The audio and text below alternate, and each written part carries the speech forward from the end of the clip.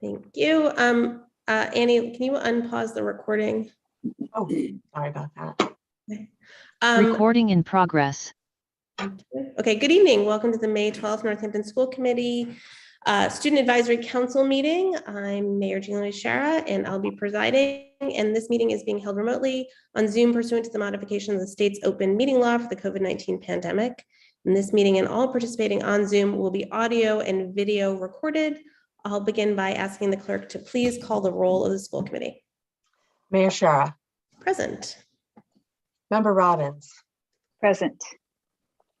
From the UK tonight. Member Gazy. I'm here. Member Seraphy Cox. Present. Member Stein. I have not seen Member Stein. Yeah.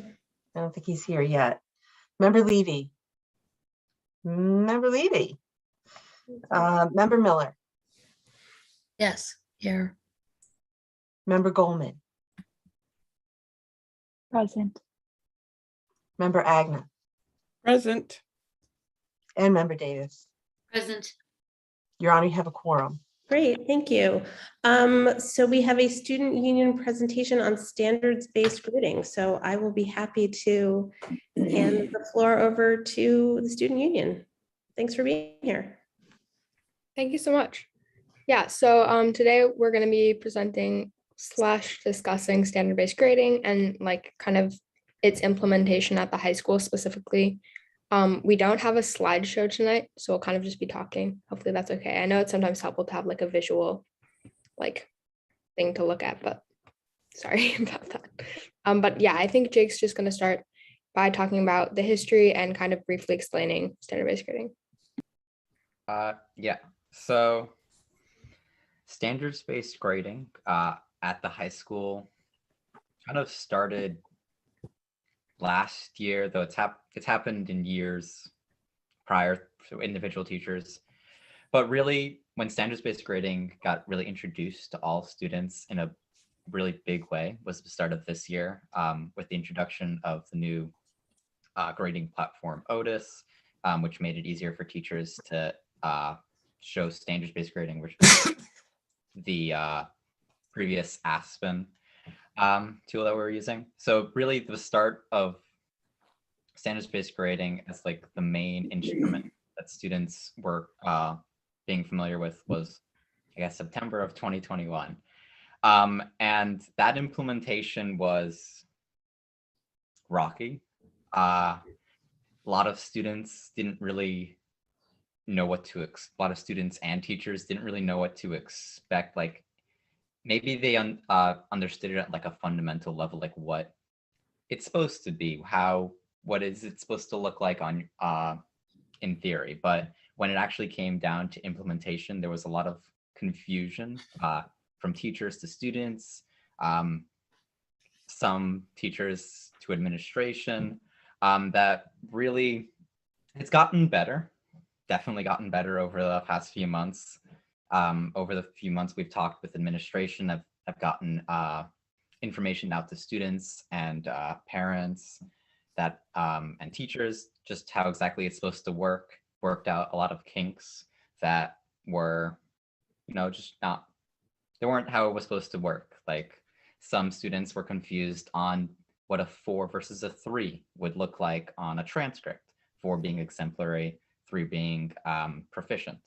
And it's taken a lot of time to get students comfortable with the idea. There was initially a lot of opposition. I can say a lot of the opposition can come from upperclassmen, seniors in particular, who are very confused on how colleges would react. And so I guess that's really where all of this is coming from, the fact that students just were confused and frustrated with the system. And so we've, as a student union, have been trying to meet with administration to clarify and try to fix things so that standards-based grading is just works better for the next year. And so that's what Lila and Dahlia will be talking about, what we've been doing and some future steps.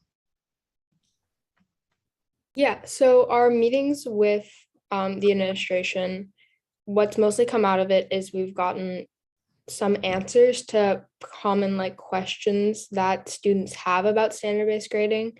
And we've also been able to give them feedback from the student body. But they are also currently, I think, collecting feedback from faculty. And hopefully that will be like kind of put together soon so that like the student union can see what teachers think about that, and kind of we can all move forward together and kind of make the system work better for students and teachers and administration and everybody involved. But yeah, so there are just a few kind of like common questions and concerns that I'm going to go over that we've heard a lot. And then we might say kind of like some of the answers that the administration gave us when we asked these questions. So one of the most common ones that Jake kind of was talking about was how can I like stand out to colleges with standard-based grading, and like how will colleges like receive like the information that we have a different grading system. So yeah, so pretty much with standard-based grading, many more students, I believe, I don't have the exact numbers, but my impression from our meetings has been that, and from my classes has been that many more students are getting 3s and 4s, which if you convert that to the old scale of like letter grades and number grades, that's like 95s and 100s pretty much. Though we have been told that like the system is moving away from letter and number grades, so that might not be relevant, but a lot of people are still thinking in terms of A's and B's and C's and like 100 and 90 and 80, and it's very hard to make the transition away from thinking about grades in that way. So we kind of have a conversion table, which we can maybe show you if that would be helpful. But yeah, but I believe many more students are getting 3s and 4s, which are proficients and exemplaries. And if you convert that back to the old scale, that would be an A. And some students are concerned that this will make it so that they can't stand out like to colleges because I guess grade inflation.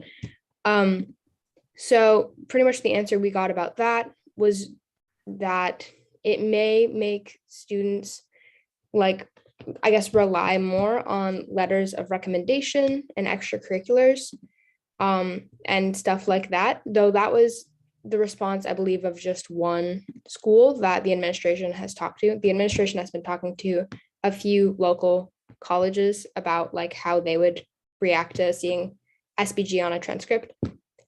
So that's not like a definitive answer, but it is, yeah. So pretty much this question is a little bit unanswered still, about like, will I seem like I'm working the same amount as somebody who may be working less hard than me, but like we're still getting the same grade because now more people are getting the same high grades. Yeah, so that's a pretty tricky one, and that's kind of goes hand in hand with the fact that a 3 which is a proficient, if you convert that back to like the old scale again, that would be anywhere from a 75 to a 95. So when teachers are grading things, they have to choose proficient, exemplary, developing, or beginning, or missing. And so but a lot of, or some teachers that I've heard have said that a 3 being like a 75 to a 95 on the old scale is too broad of a range. So people that would be getting C's in the old system are now getting like A's in the old system. Yes, it's very complicated. But yeah, so that is a complaint that we've heard a bit from both students and teachers. Yeah, and then another thing is that with standard-based grading, and this doesn't necessarily have to do with like the proficiency scale, but students can now reassess within a 2-week period if they didn't get like an ideal grade the first time they assessed a standard. But at least in my classes, that 2-week period is just kind of unlimited reassessments. So some people have said that this is like less motivating. And you can kind of procrastinate until like whenever, when like, I guess when grades are due or when the 2-week period is ended, it makes them pay less attention in class. This is my personal experience. It makes me pay less attention in class because I know that if I screw up the first time, I'll just do it again the second or third time and I can get the same grade. And another concern people have with this is if it's preparing people for college, where you generally can't reassess on like finals or any assessment. But on the other hand, standardized grading only grades assessments similar to college, where you're not necessarily being graded on like reading your book every night, but you're being graded on like a final paper. So yeah, those are kind of pros and cons, but there is kind of, in my perspective, an equity issue with this because students that are able to take Smith College courses or HUC or GCC or Westfield State will get that college experience, but students that may not be able to do that are just at NHS with standard-based grading, which is maybe not preparing students for the rigor of a college environment. So that is another issue that we've brought up to the administration and are currently working on. Yeah, and then I guess the last thing is that with standard-based grading, something called HOWLs has been kind of put into place, habits of work and learning, I believe. And HOWLs are kind of like participation grades, like, are you being a friendly student? Like, are you doing your work when you're asked? But the thing about these is that they're not part of the final grade. Like maybe in the past you would get a participation grade for like a discussion or something like that. And apparently you're not supposed to be able to reassess if you don't have like good HOWLs, but I have not seen that being implemented. So I think that's another thing that, like, if we work on the implementation, it's a really good idea because then students have to participate in order to be able to reassess. And that might like fix the kind of procrastinating issue. But yeah, so generally the feedback that I've heard and from what I've experienced is standard-based grading has caused students to kind of pay less attention and work less hard in the moment, and which often leads to procrastinating and being behind. Yeah, so I guess Dolly's going to talk a little bit more about like our conclusions about this and what we're going to be doing moving forward. Great. Thanks, Carla. So I'm going to talk about some specific conclusions and specific ideas we have, and then just generally the main things we've noticed about how this has changed the school, which Lila touched a little bit on. So first of all, one important thing is that the grading guidelines are set by each department. So within the entire school, each teacher grades a little bit differently, but it's supposed to be pretty consistent and standardized by department. We've noticed, and other students have noticed, that within department, there are still some inconsistencies. And those inconsistencies are in like what quality of work determines what grade, along with like whether there are barriers to reassessing, like having HOWLs or demonstrating a bit more understanding before you take another shot at reassessing. Just those are some of the inconsistencies. And the idea that we had, and we've been talking about with the school administrators, is having departments kind of like either release their guidelines to students or publicly explain, or like host a forum for students to explain how the work is going to be graded in the department. And just kind of provide this forum for student questions and conversations around standard-based grading on a smaller scale. So there have been standard-based grading flex blocks hosted by school administrators for the entire school. But I think it'd probably be more personable and more helpful for students, and also probably more students would go if they were held by departments. Okay, next. Generally, pretty much anyone you will talk to in the school will be like, yeah, standard-based grading, the concept of it is good, it seems equitable, I think it's a really good idea. But when actually implemented, as Lila touched on, it does lead to really good grades, but also probably grade inflation. And those two things, grade inflation or good grades, is kind of more emphasized than the level of understanding that should be higher with standard-based grading. And we've heard from just like some research that the school has provided that standard-based grading is actually supposed to limit grade inflation. But I think the opposite perhaps is happening, which means that like grade inflation is still a very real problem and that standard-based grading hasn't fixed it. Maybe it's at the same level or maybe it's exacerbated. There's really no way of telling. Overall, in terms of the school culture, Lila talked about this a bit. There's definitely a really big shift towards placing more emphasis on the tests and the reassessments, the summative assignments, as they're called. And we've moved away from active learning, and there's a big drop in engagement on like a daily basis because probably there is no busy work, which, you know, might be a good thing or bad thing, but definitely students are less engaged and they see less need to focus in the moment because you can reassess it again and it's easy to reassess it.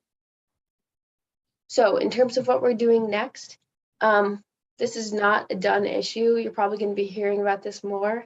The administration is continually assessing how standard-based grading is working, talking with students, faculty, and then we're working with them on it. So we're going to keep talking with them, talking with students, and brainstorming ideas about how to kind of like bridge the gap between how standard-based grading should be working, how we all think that it could, and where we are now, which is not ideal. Also, if I could just add, I do want to like acknowledge that the point of standard-based grading is to de-emphasize like numerical grades and emphasize proficiency. And I think that's a great idea, and it doesn't really make sense for people to be graded on like a number. It makes sense to like measure their understanding so that students don't have to do busy work if they already understand something, and students that don't understand something can do more practice. But I think kind of what Dolly was saying is that it's not kind of working out that way at the moment. And so we want to work towards making like proficiency a reality and less of like this kind of idea that we're holding on to, and also holding on to like numerical grades. It's a very hard transition, I think, for people to understand that it's no longer about A, B, C, and D's and stuff like that. It's about what's your understanding, both like students and teachers. Yeah. Also, I forgot a really important part, just like skipped right over it. One like really specific thing that we've heard from teachers and students, but mostly teachers, when they're looking over the work and trying to give it a grade, is that, you know, we have those options 1, 2, 3, 4, and they're feeling that like it's too little, like the gaps between all the numbers are a little bit too big. And then they're having to choose like a 2 or a 3 for work that might be in the middle. And so we brought that up with school administrators, and they really heard that and are taking that into consideration, thinking about maybe adding like half steps, like 2.5, 3.5, or expanding the scales. It's like above 4. That's just something that probably is going to be changing. Okay. Thank you, Dahlia, Lila, and Jake. Any questions or comments from the school committee? Holly, I'm sorry, Member Gazy. I'd like to know how many other local school districts use standard-based grading. And Dr. Provost, maybe you can help me out here. What was the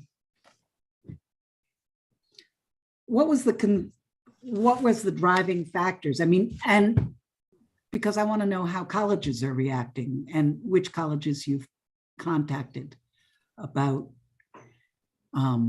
their reaction to standards-based grading. So I can't answer the question about how many other local schools are using standards-based grading. I can't talk to the driving force behind it though, which goes back to the last district improvement plan, in which the goal was to explore standards-based grading across the district. The district formed a team that involved educators from all levels and all different subject areas within the district, and worked on understanding standards-based grading and different options for implementing standards-based grading, because there's certainly many different ways to do it. Over the course of, I'd say, the last 3 years of that district improvement plan. And the rationale for that was exactly what the students had described, that there were issues with grade inflation with the numerical system. There were issues around equity. There were concerns about grading a student on a one, sort of a one chance shot without any opportunity for them to improve themselves. And more than that, I would say sort of the overall concern was what Lila was talking about in embedding work habits as a part of the grade, because that had a lot of concerns around equity. We know students don't have similar levels of support to do some of those things that sometimes get embedded in a work habits grade. And so really just focusing on whether the student has the competency or not whether the student has all the rest of these trappings that go with, the idea of a good student.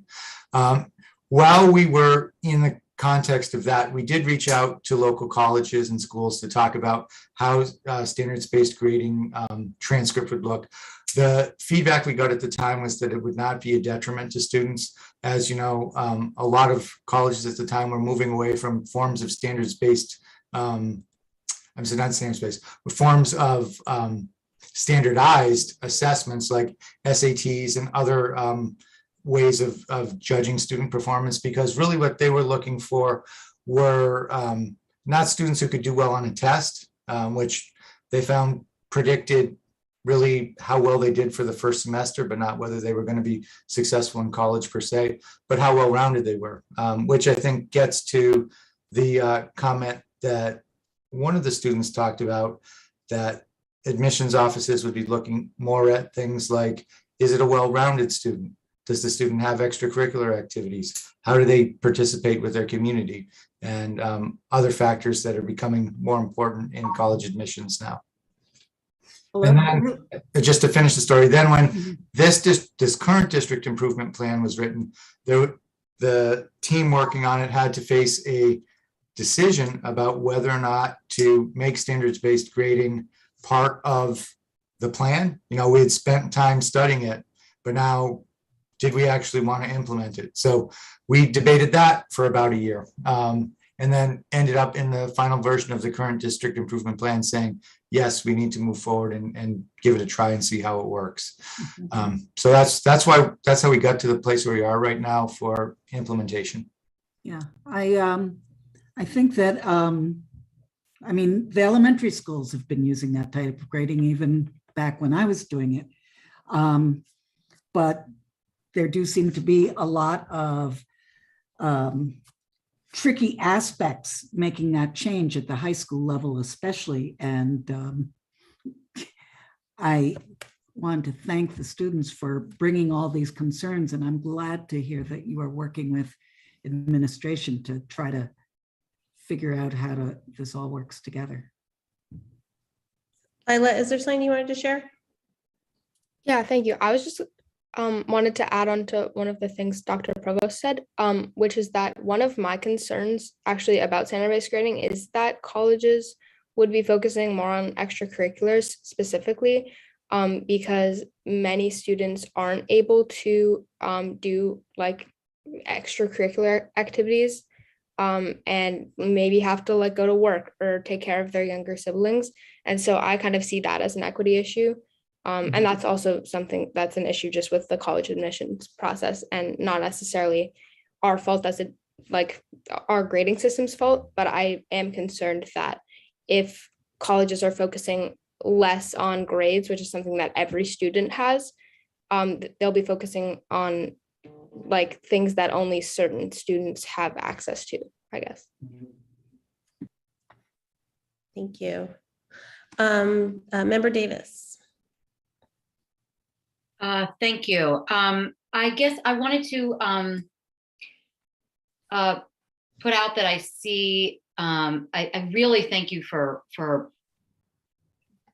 the clear way that you broke up what the issues are and that you spoke about it and that you have ideas about how to solve the problem. I do see that at the high school level, it's more complex perhaps than at the elementary school that I have from experience with. I think something that really jumped out with me that my understanding of standards-based grading is problematic is this idea of a conversion scale. It's like, because it's so hard, even after years of using standards-based grading myself, people are used to the ABC. People are used to the 90 to 100 thing. And my understanding of it is that it really is two different things. It's a different way of looking at what was learned. And that I see that as confusing to the teachers, to the students, to very understandably make a valiant attempt to understand it by saying, well, this is sort of like an A, this will be sort of like a B, because it's really, just a minute, did you learn that chunk of stuff? Do you understand it?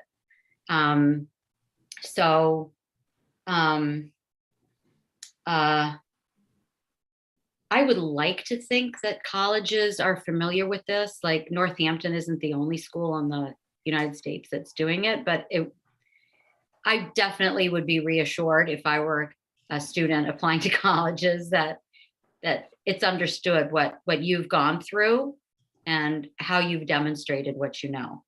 But thank you very much for presenting this to us. Member Agna. Hi, I'd like to echo my colleagues in saying that I really appreciate this presentation. And I'm also not as familiar, I think, with all of the aspects of standards-based grading as I should be. But I did serve on that team just before I retired, and we did a lot of work in the elementary schools for this. The challenges at the high school clearly are different. I have one just sort of question or comment that what you said, Lila, about the fact that sometimes there's a grade or a number given to a student that might be the same as to another student, and the level of work might not be the same. So that's confusing, I can imagine, to you and to others doing the work. My question or wondering is, it allowing teachers to give a grade or a number to a student, determining that's the level that they know that student can achieve, that might be different from the other student who might have to get to the fore by doing more work. And so it allows the teacher to measure individually what they see as the ability for those students to achieve to that level. Does that make sense of what I'm talking about, Lila? I think so. Are you asking, like, is the idea that teachers kind of differentiate their grading? That's what I'm asking, yes. Okay. My impression is that that's not what is going on, and that's not what the administration, I could be wrong about this, but I don't think that's what the administration is trying to get teachers to do. Okay. I think, yeah. Does that answer your question? It does. And I will probably try to think more about it. I know we have a little bit of a time challenge right here too. So, but thank you so much, everybody. Thank you. Member Robbins. Thank you. And thank you, Jake and Lila and Dahlia. I'm going to ask a question about the Howells part of it. So my understanding is that homework is no longer included as part of student assessment. Is that right? Yes. Okay, so given that, and given what I really heard, which is concerning for me, is your observation from students that there's a lack of engagement in the classroom. And for us, that's a huge part of our mission, is to have engaged students in the classroom. And I'm really wondering how the habits of work and learning either contribute or distract from that, and how teachers deal with that. And it sounds like that's a whole nother conversation, which I'm hoping we can have in the curriculum subcommittee, because it's, I think it's one the community has a lot of questions about as well. But my own thoughts about it are, if we are holding kids to a level of being able to show what they know by a summative assessment, and that's what the focus is, how are we teaching students to get to that point? And that may very well be something that we simply don't know enough about what's happening in individual classrooms or across the school. But it does sound like it's a really worthy conversation, which I hope we can have very soon. And I really appreciate your being able to talk to both administration and students about this. And I hope we can continue on having that collaborative discussion in the future about it. Thank you, Member Robbins. Member Seraphy Cox. Yeah, thank you. Obviously, this conversation is primarily about the high school, and we've some of my colleagues have brought up the implementation of this grading system at the elementary school, which, as an elementary school parent, I have experienced. So I'm curious if maybe Dr. Provost can, and I guess mostly just Dr. Provost, could speak to how the implementation is going at the middle school. We are behind at the middle school. The elementary school, as Member Agnes said, had its standards-based grading going back for a long time, probably more than a decade. For them, it was just a process of changing the, really changing the descriptors, because the descriptors had gotten to be quite out of date. The high school went forward with implementation before the middle school, because I think a lot of that had to do with the change in administration. So at the time when this was all starting, it was also Principal Caldwell's first year and getting to know staff. And then of course there was COVID. So middle school is in a preparation mode, but hasn't actually started to implement standards-based at this time. Okay. And so I think that this conversation, I guess I would that this conversation could be useful for the middle school to have learnings from implementation at the high school. Agreed. Thank you. Okay, any other questions or comments? Seeing none, I'm going to thank you again for joining us. Sorry, we're not. This is just questions from the school committee. We haven't gotten to public comment yet. So if there are no further questions, is there a motion to adjourn out of this part of the meeting and the Student Advisory Council part of the meeting, and then we will enter the full school committee meeting? Motion to adjourn the Student Advisory Council meeting. Thank you. I second it. Motion's been made and seconded.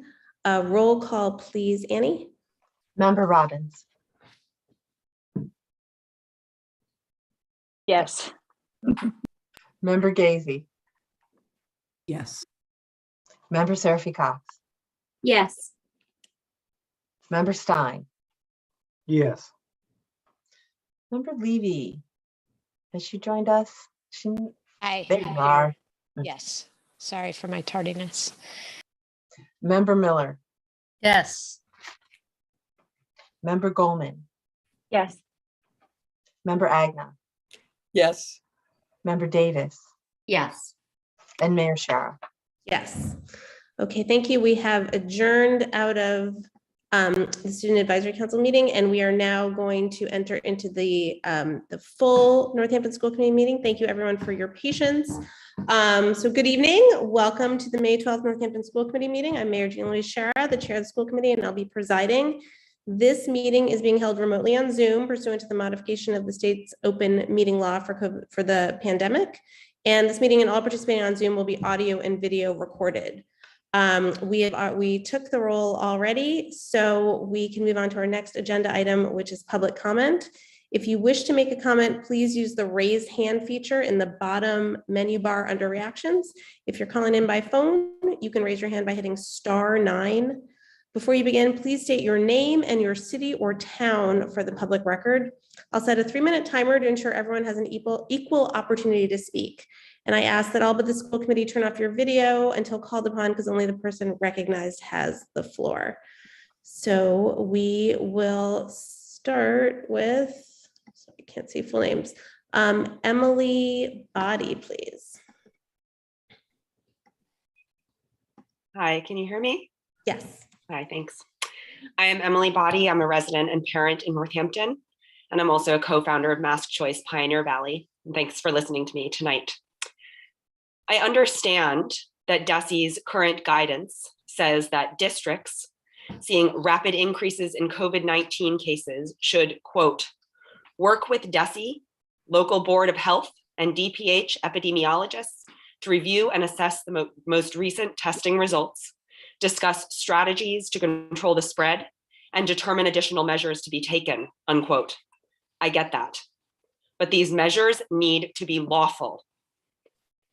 Sure, districts can say there is a mandate and require certain types of masks over others. However, they have no legal authority to enforce said mask requirement. As we know from the publicly available MOU dated 3/31/22 out of Leverett Elementary School pertaining to the same matter, enforceability of mask mandates that are issued in the absence of state and federal mandates, quote, exclusion of students is currently not permissible under law. Board of Education and/or state federal government has sole authority to implement exclusion of students as a consequence of failure to wear masks pursuant to a mandate, unquote. I posed the following question in an email to Dr. Provost, at-large member Gwen Agna, and my own member, Meg Robbins, and I did not receive a response. I realize that you will not answer me as a participant in public comment, but I will ask the question anyway for all to hear.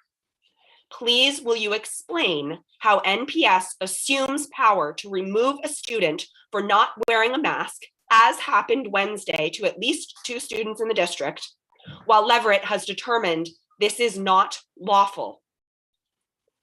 Where is the end game here? Perpetual masking of children whenever you feel like it and unlawfully? We have ample data from the past 2 years that school mask mandates are not effective. Masking children causes harm. Our children deserve better. Thank you. Thank you. Okay, next is Patrick.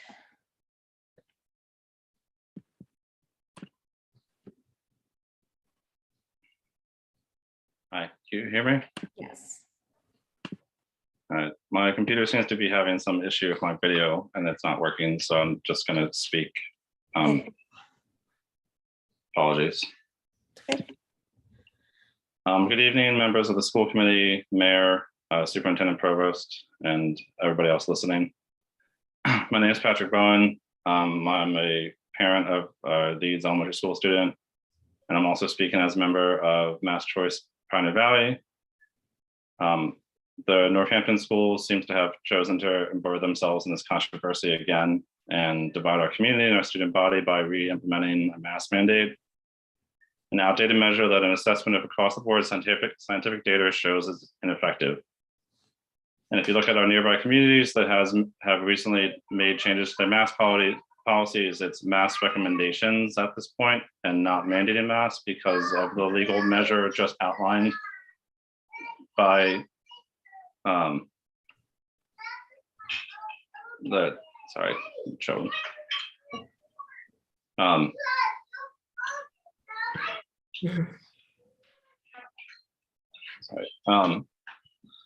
reason that they're not mandating is because they're not allowed to do that under state law. It's because if you go to enforce it, as the last commenter was describing, you violated state law by withholding education from students. So when East Hampton, Amherst, and Leverett, who are previously peer cities and following on this level of COVID intensity, they are now Northampton is alone in trying to do this policy. Additionally, when you don't have an exception process, you're violating the Federal Americans with Disability Act, or ADA, that requires such an exemption process to be in place for any sort of mandate along these lines. So now this Northampton is violating state and federal law. This is on top of the committee's frequent violation of open meeting law. While I've only filed one complaint so far, there have been many other such violations. I know that some members of this committee have adopted a tribal zero on masking and make false claims of information against accurate data at odds with their position. Masks work, but mask mandates don't, and especially mask mandates after 2 years. If you feel that I was previously part of a vocal minority, you can see that's no longer true if you looked around the schools during the past few weeks when the mandate wasn't in place. If there was support for your position, there would have been nearly no change in masking. Instead, there was a dramatic change. CDC publicly available data shows there's little to no difference in virus transmission in communities working without mask mandates, and that over 75% of children in the US already have had COVID. We do have abundant data showing immense learning loss, widespread mental health issues, increased eating disorders, and other anxiety-induced maladies in young girls. The virus is real, but we have a lot of tools to mitigate its effect, namely vaccinations and antiviral drugs. The virus impacts a small group at any given time, whereas the restrictions impact everyone the whole time they're in effect. I know that many members on this committee don't have the basic info to make these choices. Member Robbins at a recent meeting referred to Director O'Leary as Dr. O'Leary, but she is neither a doctor nor has a master's in public health. She is a registered sanitarian, and unlike a master's in public health, which teaches a holistic view of health and its weighing contagion risks versus happiness, connection, and mental health, the training of registered sanitarians to focus on control of environmental health. In other words, a sole focus on stopping disease. I feel that this tunnel vision approach to health clearly is showing in Northampton's ongoing incorrect choice of mandates. I ask that Northampton join the current accepted understanding of science on COVID and stop violating state and federal law. All efforts should be focused on getting people boosted, making the public aware of antivirals, and undoing the damage we've done to parts of health and education over the past 2 years. Northampton should switch back to mask recommended or mask optional immediately, and it should move itself out of legal jeopardy with immense speed and never put our children in this position again. Thank you for listening. Thank you. Next is Jeff Napolitano. Hi, my name is Jeff Napolitano. I live in Northampton. I have a kid in NHS and JFK, and I'd like to state my appreciation that masking was re-implemented in the schools. And I won't go into it, but we totally have peer-reviewed studies, scientific studies that demonstrate that masking prevents transmission of airborne viruses, which I'm sure you all know. I work at UMass, where just today, as thousands of students were leaving the university to return to their communities, the school announced a test positivity rate of nearly 10%, and in my small department of less than a dozen people, 2 staff members and their families have been infected and are both convalescing at home. I know folks who have lost family members to COVID, and I know folks who are dealing with long COVID. I imagine, unfortunately, that many people here do as well. I know that there is little institutional support in the state or nationally to mitigate, never mind acknowledge, that we do not yet have control over COVID-19. I know that there are severely misled people who think that masks are worse than disease that's killed over 1 million people in this country as of today. I understand that means that the decision about the safety of literally the air that our children breathe sitting in classes for hours and hours is in your hands. I'm not asking you to maintain masking because our kids have immunocompromised family at home or maybe immunocompromised themselves. I'm not asking you to maintain masking because our kids may have siblings under the age of 5 unable to be vaccinated. I'm not asking you to debate the chances of getting some of the deleterious effects on the vascular, neurological, pulmonary, and other bodily systems of COVID, or that we don't know the long-term effects of infection over and over again. I am asking you to imagine that if this wasn't COVID-19, imagine if we had rampant measles or whooping cough in our school. Please treat COVID-19 like any other infectious disease and maintain masking because it's simply one of the easiest and most effective things we can do to control a virus. This shouldn't be hard. Thank you. Thank you. Next is Brianne Schwartz.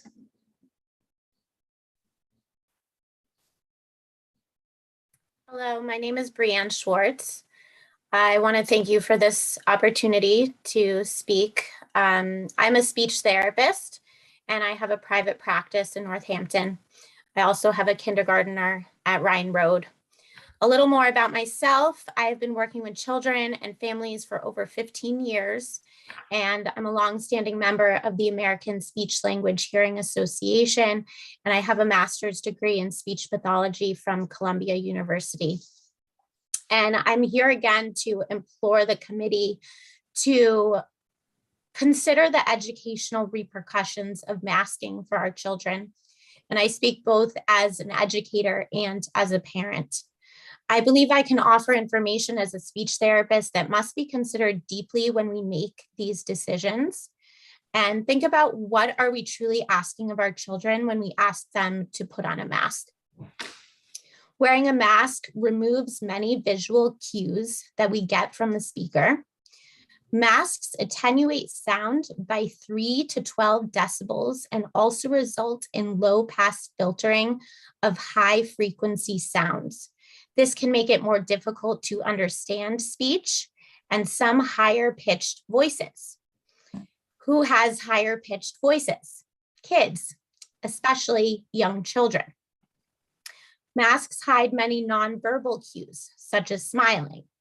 Who are the ones that are learning how to socialize, play, respond to others? Again, those are our kids. Our kids simply cannot communicate well or learn to communicate well while wearing masks. As adults, we have years of pre-pandemic life to draw upon to make conclusions about what others have said, how they are feeling, how we should act. I have a 6-year-old and a 3-year-old who are living in a masked world. How can this not impact them? Kids learn essentially everything through communication. And when communication is blocked in some way, so is learning and social development. Mask wearing has gone on for so long that it has become a hindrance at best and an imposed learning disability at its worst. My students with communication delays face some of the biggest risks. I receive multiple calls every week from concerned parents. Communication problems are growing, and so is my wait list. Last week, I spoke to 2 separate parents on the same day, calling me saying that their 3-year-olds are not speaking yet. As we navigate these developments, we must admit that anytime a child wears a mask, there is a consequence, an educational, social, emotional, developmental consequence. And I ask now, what long-term outcomes are we willing to face for our kids when we cover their faces? Thank you. Thank you. Next is Otis Rogers Brightwood. Hi, sorry. It's my school Zoom. I'm an educator in Springfield Public Schools, and before I logged in, I forgot to remove Brightwood. Anyways, hi. I'm Otis Rogers. I live in Florence, and I have a child who goes to Leeds Elementary School. And first of all, I just want to thank the school committee very much for reinstating the mask mandate. I think it's a wise choice, considering that we are currently dealing with a virus that is about as contagious as measles, which means that it's an airborne disease that will fill a room, and it doesn't take very much for students to be spreading this from one person to another. We've talked a lot about how maybe there's no exceptions for some students who need to have no mask.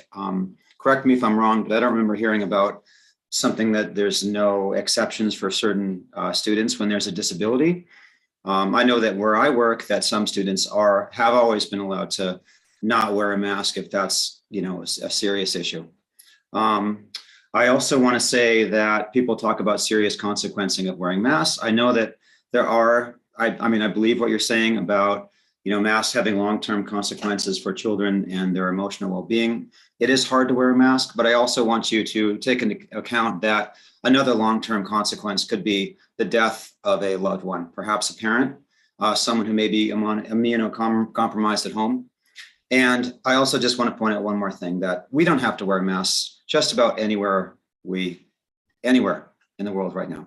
But we have no choice but to send our children to school. There is no virtual option. That's all I have to say. Thanks again. Thank you. Next is Emmy. Hi, everybody. Happy spring. My name's Emmy Stammel. I'm the mother of a 4th grader who adored her years at JSS, Jackson Street. So I'm here tonight to advocate for her and others like her by addressing the reinstatement of the mask mandate. My daughter has significant hearing loss.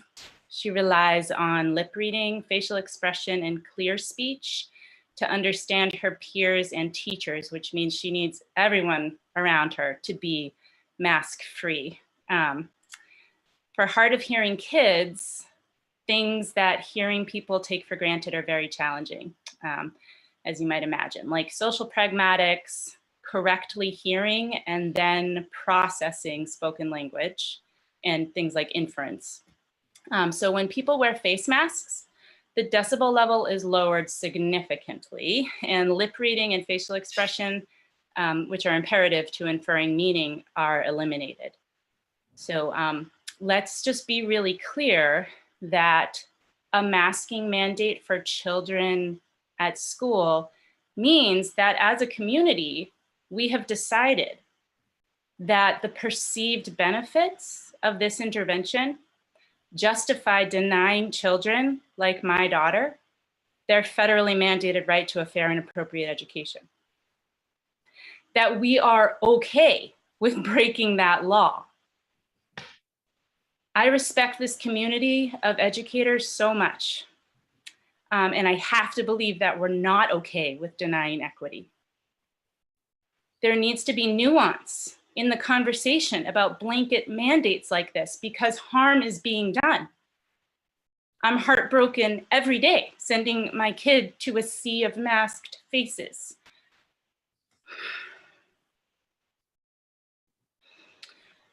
For example, if we're going to defer to health regulatory boards when determining school policies, don't we have to demand that they're weighing the deleterious impacts these interventions are having on many children's mental, social, and emotional health?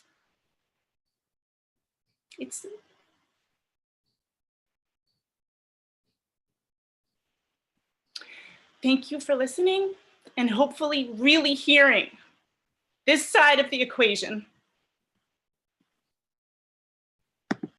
Thank you, Emmy. Next is Adrian Staub. Thank you. It's hard to follow that very moving statement. Here we are again, and at this point, it seems futile to recite the same litany, that there's simply no compelling evidence that school mask mandates reduce the spread of COVID-19 here or anywhere else, that essentially all the so-called cases of COVID that we are identifying in the schools are asymptomatic or extremely mild, that masking of children is harmful to their education, their social development, their language development, their mental health, that we are imposing masking first on those who are least affected by COVID and who are most harmed by wearing masks, that anyone who wants to wear a mask is of course free to do so, that COVID-19 will be circulating in the community forever, etc.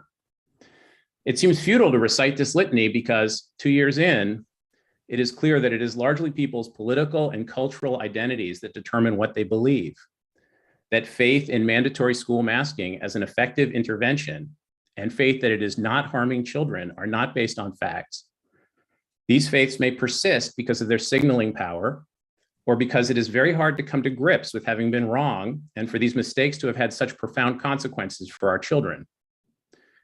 So instead of talking about these facts yet again, I'll simply make a practical point. If Northampton becomes the school district that keeps mandating masks on kids when other districts aren't, people will start to leave. They will put their kids in private school if they can. They will move away, or they will simply not move here. The last speaker made this abundantly clear. More and more people are recognizing that this policy is both futile and damaging, even if the authorities in Northampton are not recognizing this. Northampton is known for a lot of good things, including tolerance, a vibrant art scene, and a beautiful natural setting. But if this continues, it will rapidly become known for something else, something very bad.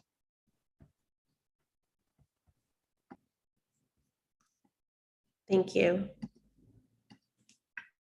Next is Mindy Haskins Rogers. Hi, thank you. Can you hear me? Yes. I'm Mindy Haskins Rogers. I live in Florence. I have a child at Leeds. I'm grateful that you've reintroduced the mask mandate. We are a high-risk family, and I agree that there has to be nuance in this conversation, because in the first 10 days after Leeds went mask optional, we had 19 cases in the school, and my child's classroom has been, everybody in the classroom is considered a close contact now if one child has COVID because they are unmasked. My child isn't. And actually I'm understanding that most of the kids in the class are still wearing masks by choice. However, because some of them are unmasked and those are the kids getting COVID, everybody's a close contact, which means that for several weeks since you've gone mask optional, my partner and I are masking at home because our child's a close contact and we want them to be able to be unmasked. We have to eat separately from our child. I mean, talk about emotional impact. We have to wear masks whenever we are in close proximity to our child or trying to cuddle our child. It is horrible, horrible for us. And we do it because we think that it's important that our families stay healthy, and this is an airborne virus. Now, I appreciate the anecdotal evidence of more kids coming for speech therapy, but there's been a lot of study about the impact of masks. There's been a lot of concern about it. And the comparison that's always made is that visually impaired children develop speech and language ability at exactly the same rate as children who are not visually impaired. There's been no evidence that actually masks are contributing to language delays. And I did also forward a study a while ago to the board, the Arkansas school districts that studied 200 schools with varying levels of mask mandates and found that when they corrected for some of the errors in the early studies that showed no effect of mask mandates, there actually was a 23% reduction in transmission in schools that had full mask mandates. We know this is an airborne virus. We knew logically, based on everything we've learned about the virus in the last 2 years, that as soon as students took off their masks, they would start spreading this virus. Absolutely no health authorities have declared this endemic yet. It is still a very deadly disease. It is still unpredictable, and we are still enduring these waves. We're not there yet. I hope we'll get there soon, for my family's sake too, and for the sake of all the families who are struggling with the masking. Again, having worked in the district, I know that there are accommodations for students who need them. There is not some kind of maniacal oppression of children who have conditions or different abilities that require them to take off their masks or make it difficult for them to tolerate masks. There have always been accommodations, and I think there's a lot of compassion in our schools. So I am grateful that you've reintroduced it until May 20th. I would urge you, please, to keep it until the end of the semester. Again, if it were scientifically proven that masks are not helpful, then your doctor's offices would be unmasked. Your hospitals would be unmasked. The medical professionals would be taking off their masks and seeing patients without masks. They're not, because they know that that protects us. Thank you. Thank you. Next is Ronnie Gold. Hi, My name is Ronnie Gold. I have 2 daughters at Bridge Street School.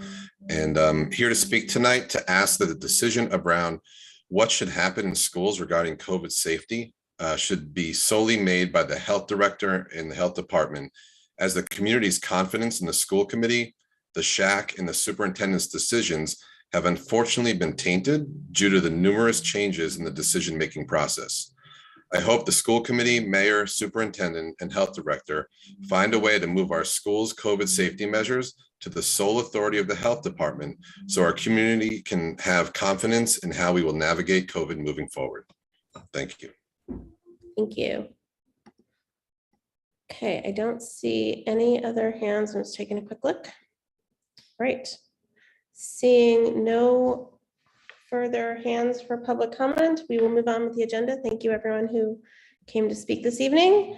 And next up, do we have any announcements from school committee members? I can't, hold on, I'm having a hard time seeing all of you, so let me. Oh, sorry, member Agna. Thank you. As the school committee vice chair, I would like to make a statement for the record. In the short period of time that many of us have been members of this body, we have faced several difficult issues, some of which are ongoing. None of us anticipated this would be an easy job, and I, for one, am still very happy and honored to have it. I speak now to thank my school committee colleagues, the Northampton educators, the students and families who've been very supportive and respectful, even in disagreements. These moments are models for how a democratic, with a small d, community can and should operate. I am concerned that there have been also moments between us on the committee, between us and educators, and between us and students and families that have been less than respectful and have caused hurt for some and anger for others. This all saddens me greatly, but it doesn't surprise me given the tenor of public discourse these days. As we move past one of the most contentious periods in the history of the school committee, I propose that my colleagues and I come together at a retreat to develop a clear mission statement for our work and norms for our meetings and our relationships. This process should be guided and facilitated by a professional. I will send out possible dates for this retreat as your vice chair. And as far as a process for healing for our whole community of stakeholders and citizens, I know that this will require time and a collective effort to make it happen. I volunteer for this effort. Thank you. Thank you so much, member Agna. For that, are there other announcements from school committee members? Oh, member Levy. Oh, hold on. Did you lose your co-hosting? Yeah, I think I didn't. I think I was never given co-hosting abilities. All right. Can you please do that? Thanks. Thanks, member Agna. I'm really excited for us to come together in a retreat. I just want to propose, given the direction we're moving as a district towards restorative practices and the incredible opportunity that method brings for healing, norm building, and coming up with agreements moving forward, that our retreat be facilitated by somebody who is a restorative practices practitioner, and that be the method that we pursue. I'd be happy to talk to you more offline about folks in the area who could help us with that. Thank you, member Levy. Member Goldman. Thank you. Member Seraphy Cox, is your comment related to the retreat? Okay. I just wanted to provide the committee with an update that I attended the ad hoc start time subcommittee that was comprised of individuals from the Amherst Pelham School District and our own district to continue to evaluate and consider the effective start time on our community. And we're putting together a survey, and we'll meet again soon to continue working on that effort. Thank you. Thank you, Member Goldman. Member Seraphy Cox. I just wanted to make an announcement about the Budger Community Board at the Bridge Street School. There is going to be an event this weekend to dedicate the community board. It of course the Bridge Street School sign went in last year. Oh, time has so little meaning now. And the community board came a little later. Many thanks to the Ward 3 Neighborhood Association and former school committee member Ronnie Gold for incredible leadership for making these things a reality. The Budger Community Board honors the legacy of Jerry Budger, a great friend to Bridge Street School and a longtime Ward 3 member. So the Budger Board celebration is happening on Sunday, the 15th at 4 p.m.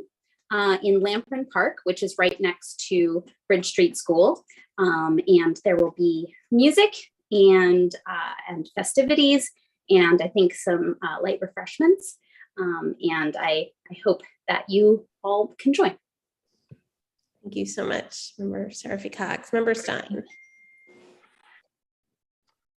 Yeah, I just wanted to quickly just express my solidarity and support for all of the trans and non-gender conforming members of our community, our staff, our faculty, and yeah, I want them to feel supported by us, and I'm hoping that they will call on us for help and support as needed. Thank you. Thank you for that, Member Stein. Member Davis. Hi, I just wanted to quickly make sure that if you get a chance to swing by Northampton High School and see the beautiful mural that is, not quite sure if it's totally done, but in process. And it was involvement with students and the teachers, and it's a wonderful community and student effort, and it's beautiful. Thank you for that. Any other announcements? There was a request from Member Goldman for an update or to sort of understand the budget process from here out. So the budget, sort of go through the rest of the budget schedule. The budget will be submitted to the City Council on this coming Monday, which is the 16th. And then I will present the budget message, which is the sort of the front of the budget, gets read at City Council, and that will be a week from today. So that's Thursday, the 19th. And then the City Council holds budget hearings and will take a vote potentially on June 2nd. So that is the update on that. Any other updates or announcements? Okay, seeing none, we'll move to recommended actions. We have approval of minutes from school committee meeting March 10th and the special school committee meeting on March 17th, and an acceptance of donations from Northampton Musical Booster Club donation of $12,385. Is there a motion? Sorry, Mayor, I did send down a message that the March 17th minutes are not finished yet, and we'll be moved to apologies. June. Okay, so we're moving the March 17th. So this is just the minutes from March 10th and the donation, the Musical Booster Club donation. Motion to approve the consent agenda. Thank you. Is there a second? Second. Seconded by Member Levy. Roll call, please. Annie, thank you. Member Gazy. Member Gazy. Let's see, Member Gazy. Oh, there. Oh, hold on. Looks like Member Gazy needs to be made a co-host again, perhaps. Okay. Let me find her. Can you unmute? There she is. Yeah, there you go. There I am now. Thank you. Yes.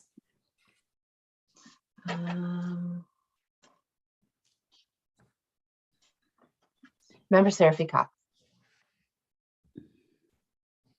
Yes, and afterwards, if we could just have a one sentence about what the donation was from the Northampton Musical Booster Club, that would be great. Member Stein. Yes. Member Levy. Yes. Member Miller. Yes. Member Goldman. Yes. Member Agna. Yes. Member Davis. Yes. Mayor Shara. Yes. And Member Robbins. Yes. Nick, are you here to give one sentence on the donation? Yes, can you hear me? Yes. The donation funds the stipends for the folks that worked on the musical production. Apparently that's traditionally how those stipends have been funded. Each year they make a donation to cover the 8 different positions that are involved in producing the musical. So that's what that was for. Thank you. Yep. Okay, moving on. Unless there's objection, we have a few presentations tonight and people who are joining us. Plus we have people who are here for certain items, members of the public who are here for certain items. So unless there's an objection from the committee, I would like to rearrange the schedule a little bit. I'm wondering if I could skip over for now reports and recommendations and move on to some new business items. I don't see an objection. Okay, can we start with the student representative report? Lila, if you are here, I think you are. There you are. Hold on. Are you available to do that now, Lila? And then you can move on for evening. That sounds good. Okay, thanks. All right. I guess I have a quick update about what the student union's been up to in the past few weeks. Yeah, so the first thing is that our elections are coming up soon for who will be next year's representatives. And we recently instituted ranked choice voting for our elections. So we'll have ranked choice voting for all of the student representatives on student union. So we're very excited about that. Hopefully we're able to do that with the rest of the school and that works out. But yeah, everybody's super psyched about that. And then another thing is that a math teacher reached out to us to talk to us about how to kind of have cell phones have less of a presence in the high school. So we'll be having a discussion with him about that soon. And just kind of a preliminary learning about what it is. It's a program called Yonder, I believe. And it pretty much just like students get locked pouches to put their phones in throughout the day, and then they're unlocked at the end of the day, is my impression. So we're going to learn more about that soon, which is exciting. That kind of ties in with some of the mental health work we've been doing, as well as trying to get students to be more engaged in classrooms. So we'll see where that goes, if the student union ends up kind of supporting that specific idea, or if we're going to go in a different direction with that. And then the anti-racism subcommittee has been meeting with department heads to talk about our diversity supplement and how the implementation of that would look for different departments, what classes department heads think would fit under the supplement, and kind of figure out criteria for each department about kind of what would qualify. And then standard-based grading, we talked about that at SAC, but we've pretty much just been talking to administration and also kind of having informal conversations with students and teachers and kind of just collecting general feedback about standard-based grading and trying to figure out how to make it work better for everybody. And then the lending library subcommittee has been trying to get sanitary products in all of the bathrooms. And I believe that's moving forward. Yeah, so hopefully by next year, every bathroom in the high school will have sanitary products available for people to use for free. Yeah, I think that's about it. Excellent. Thank you so much, Lila. Any questions for Lila? All right, I don't see any, so thank you that was a claps from Member Davis, not a question. Thank you very, very much, Lila, for that. So I know Julie Spencer Robinson is here and Principal Choquette are here for presentations. And I hope you will indulge me if I ask you to wait a little bit. There was a request that Public Health Director Meredith O'Leary join us today. But she's only able to be, she has another engagement, so she can't be here for long.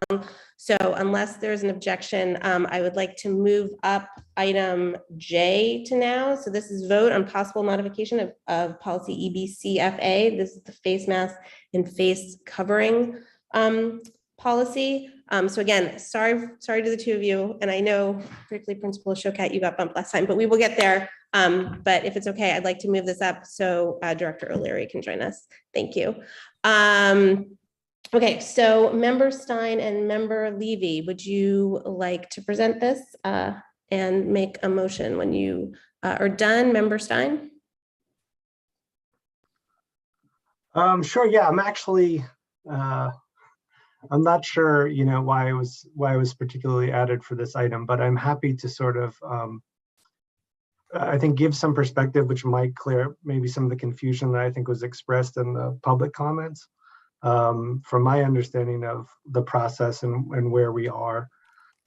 In late March, when we voted to rescind the mask mandate, one of the things we also did was vote to amend the masking policy in line with the recommendations made by Public Health Director O'Leary that were requested by Dr. Provost. And at that meeting, Kaya read through what those recommendations were. There were two recommendations in that that made their way into the policy, and they were recommended actions for when to trigger, the word trigger is not used, but when universal masking should be reinstated.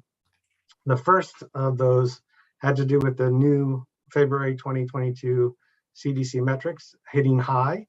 The second one was if SHAC determined that there was in-school transmission of COVID-19 and that there was an increased risk of infection. And my understanding, my perspective is that the move to universal masking was made based on this change to the policy, specifically the second recommendation to return to universal masking, which was significant in-school spread and a significant increase in the risk of disease. So I believe that that is, was the intent of the committee in adopting those recommendations into our policy.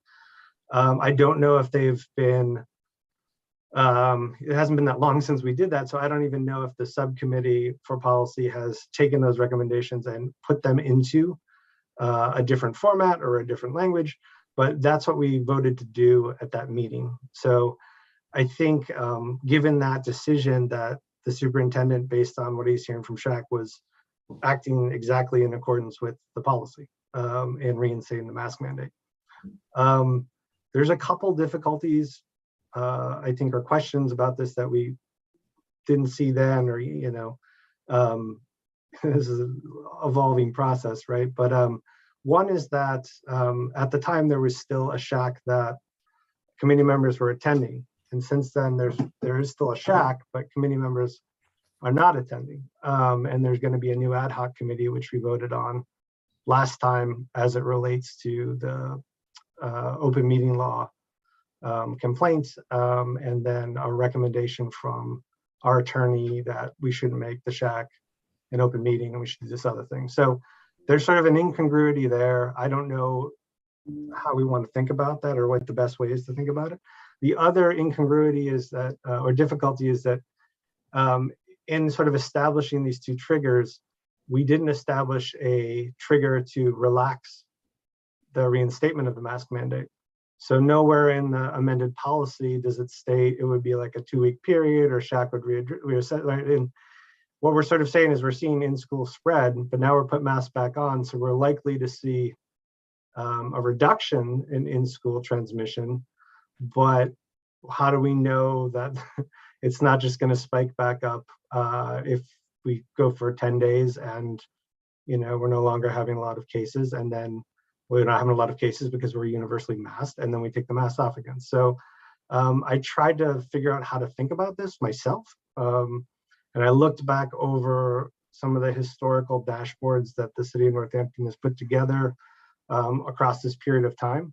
So if you look at where we were on March 24th, when we made the move to unmask, we were at new CDC low. It was a few weeks after that that we became medium. And shortly after that, we saw our first cluster of a classroom in Northampton. And we've seen an accelerating number of cases to the point we reached last week since then. Every week going up, going up, going up. So the thing I draw from this is that maybe our threshold should be that medium transmission level. This just based on this experience, right? So I don't know if instead of going to high, universal masking should trigger when we get to medium. The new high is 4 times the height of the old high. So it's 200 cases per 100,000. So I don't know if maybe we should switch it to when we get to medium, the masks go on, and when we get back to low, the masks go off. But I think we need to find a way to include in the policy, if we're going to have this kind of a trigger, what's the trigger to relax the universal mask mandate as well. And it seems like if we made the decision when things were low to remove them, and then it went to medium and we had to reinstate it, maybe that's the space we need to be in. But again, this is just how I've been trying to think about it. Yeah, so Dina, I'm not sure if this is helpful or what else you want to add, but that's my perspective. Thank you. Member Levy? Thanks. I asked that this be on the agenda, and I really appreciate Director O'Leary your being here, because I wanted to ask questions regarding what Member Stein was just saying. My concern, based on the medical practitioners that I've been speaking with and the studies that I have been reading, is that because of the lower testing rates in general, that we're not detecting a number of the cases that are present in our community that would then bump the community level from low to medium to high or back down. And I actually wanted to ask Director O'Leary, and this was a conversation actually that we had when we made this decision about what are the metrics we should be using, given that testing is not as prevalent in our community anymore or nationwide anymore. And we had talked about wastewater testing. There were different things that came up. So I would be really curious to hear, Director O'Leary, what your recommendation is for what we should be using. Do you think we should still be, I think you probably don't, because we have a mask mandate back implemented, that we should, do you think we should still be using what we had decided upon, which was to be at high for 2 weeks? Or is there a different metric that we should be using?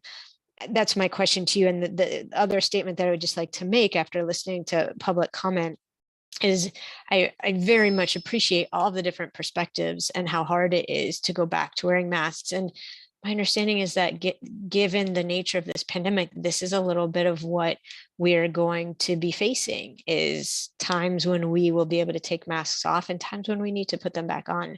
And so I'm with Member Stein. I would like to really have clarity and transparency for our community about what those metrics are that we use, both to put the masks back on and also to take them off. And I also wonder, Director O'Leary, in answering the question, if you could also respond to whether we should be considering positive cases within our specific schools as a metric. Thank you. Thank you, Director O'Leary, for joining us. We really appreciate it. No, thank you for inviting me in. And those are great points and great questions. And I took some notes and I'm hoping that I'm able to answer them. But if I forget something, let's just bring it back.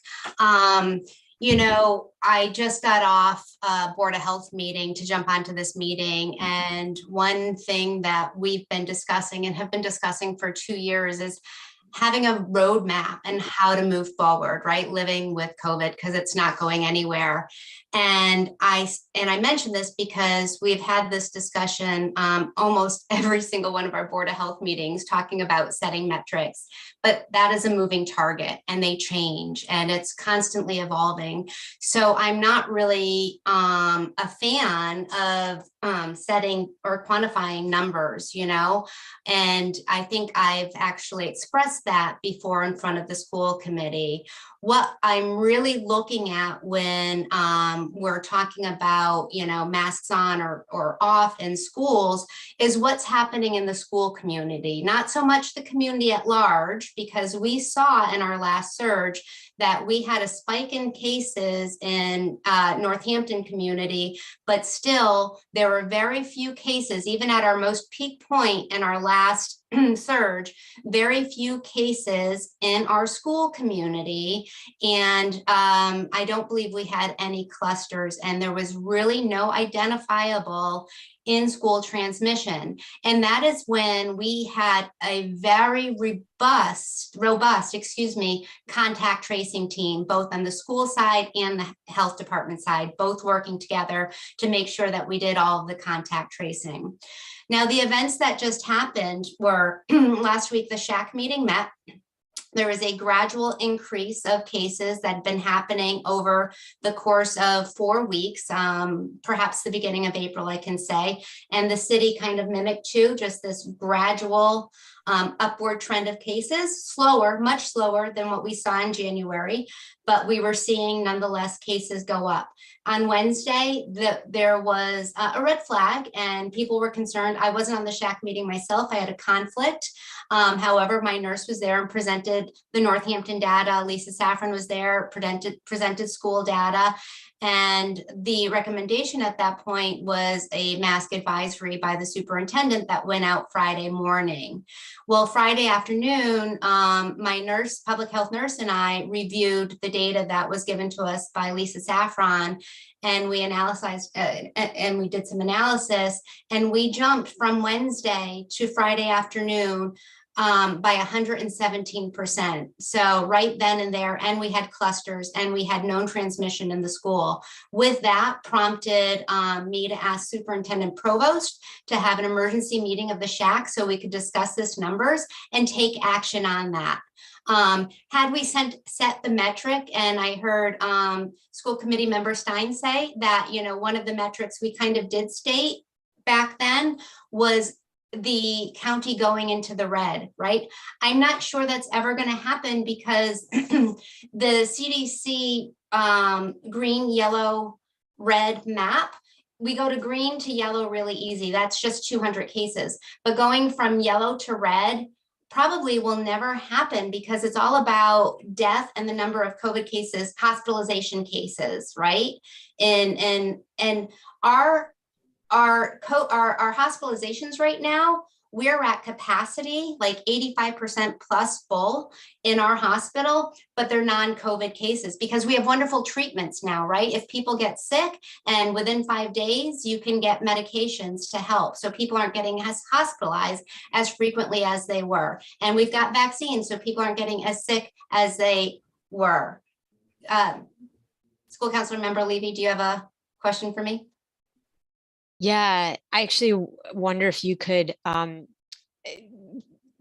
go into some detail about the point you just made, because if we listen to a lot of the public comment, some of the points that are made is like, because we're not going to be in the red and because we're not having hospitalizations and we're not having deaths, because we have vaccines, because we have treatments, why do we need masks? Can you respond to that question? Sure, and I just want to disclose, I was not on during public comment session, so I don't know what was said.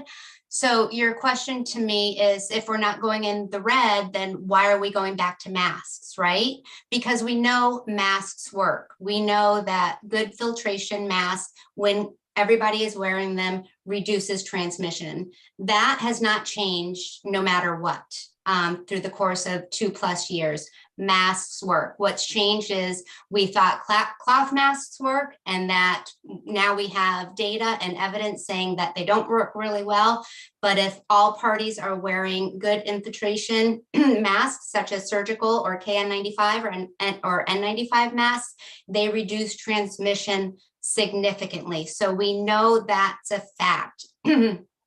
So with that being said, and the status of where we are with school cases, you know, the multiple of, I think, all of our schools, I'm not positive on that, right? But we have cases and transmissions, known transmissions happening in their school, the percent of increase of cases in our schools.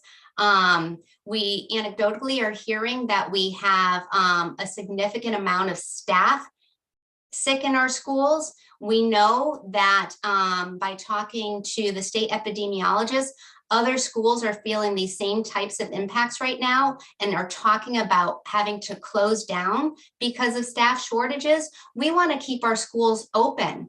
So we also know that there are schools that have been closed down in Connecticut and Maine. Again, it's more disruptive to our students to have the schools closed down, and we don't have remote learning options here or hybrid options for anything.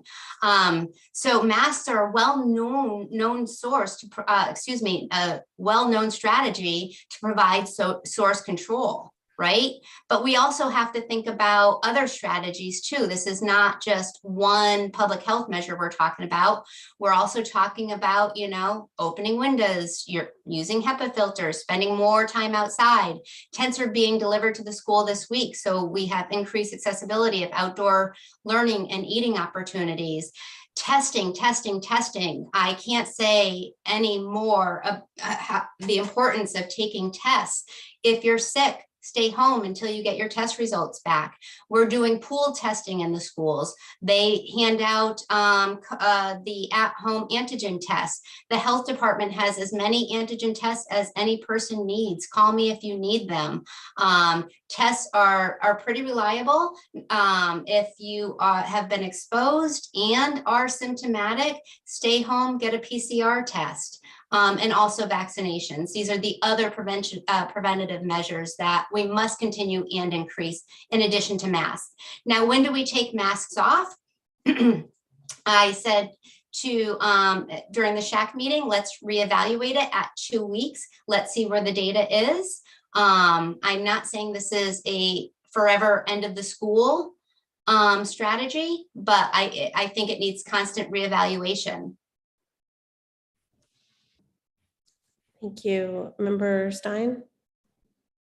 Yeah, I just had 2 questions. Thank you for all that. That was really helpful. One is, I have a really hard time when I'm trying to look at that new CDC metric with all of the different variables and what moves from medium to high and all this, especially with the hospital case counts and like, how do you actually figure out those and where's that information? But in any case, I wonder what you think is unique about Hampshire that will keep us from getting to red, with Franklin County in red, with Berkshire County in red, with Worcester County in red. Like, why do you feel so certain that we won't get to red here? Like, and I don't know if it's something about the metric and the amount of people. Like, I don't really understand how the new metric shape, like it's more complex, I guess, with the hospitalizations and the deaths. Like, why are those counties red and like, you know, other counties in Massachusetts red, but we're not going to get there? Yeah. Well, I feel like the red simply states number of COVID admissions to the hospitals, and I think something is missing there. It's not really explicit. Sorry, I shouldn't have said red too. I should have said like high. So like they're listed now as high, not Okay, medium. gotcha. Sorry, my apologies. Okay, so you so hypothesize why I think we won't get high. We do have higher vaccination rates, booster rates than other counties. I think it was about a month ago, I saw that Hampshire County had the highest booster rate in the state of Massachusetts. So that could definitely be a factor.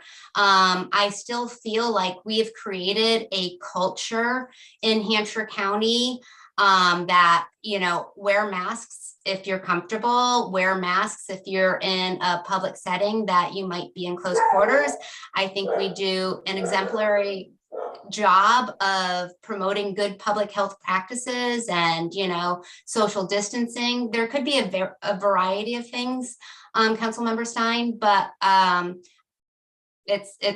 that's my hypothesis. For a fact, I can't speak to that, but off the top of my mind, that's what I'm thinking.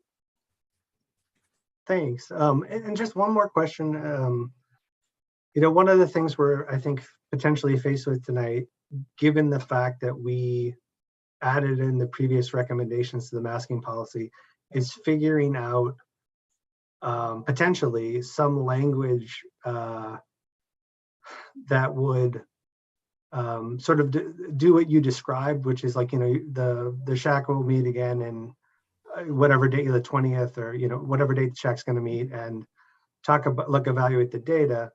I'm wondering how to like phrase that, right? I mean, maybe it's as simple as saying, because it's not a metric, right? It's sort of the thing I liked about that second recommendation so much, and why I think it was so useful in this moment was like, well, we're seeing clear indications of spread of disease, right? So I'm wondering if there's, maybe it's as simple as some language that might say, given an assessment of the data in Northampton and the school population, we think the risk of in-school transmission is low, like, is okay to remove, like, is there some version of that you think would be? So we like to look at COVID case trends. I think that's the word that you were looking for. Both, community-wide and school-wide. COVID case trends, COVID related absences, evidence of continued in-school transmission. I think maybe that's the language you might be looking for. Thank you. Yes.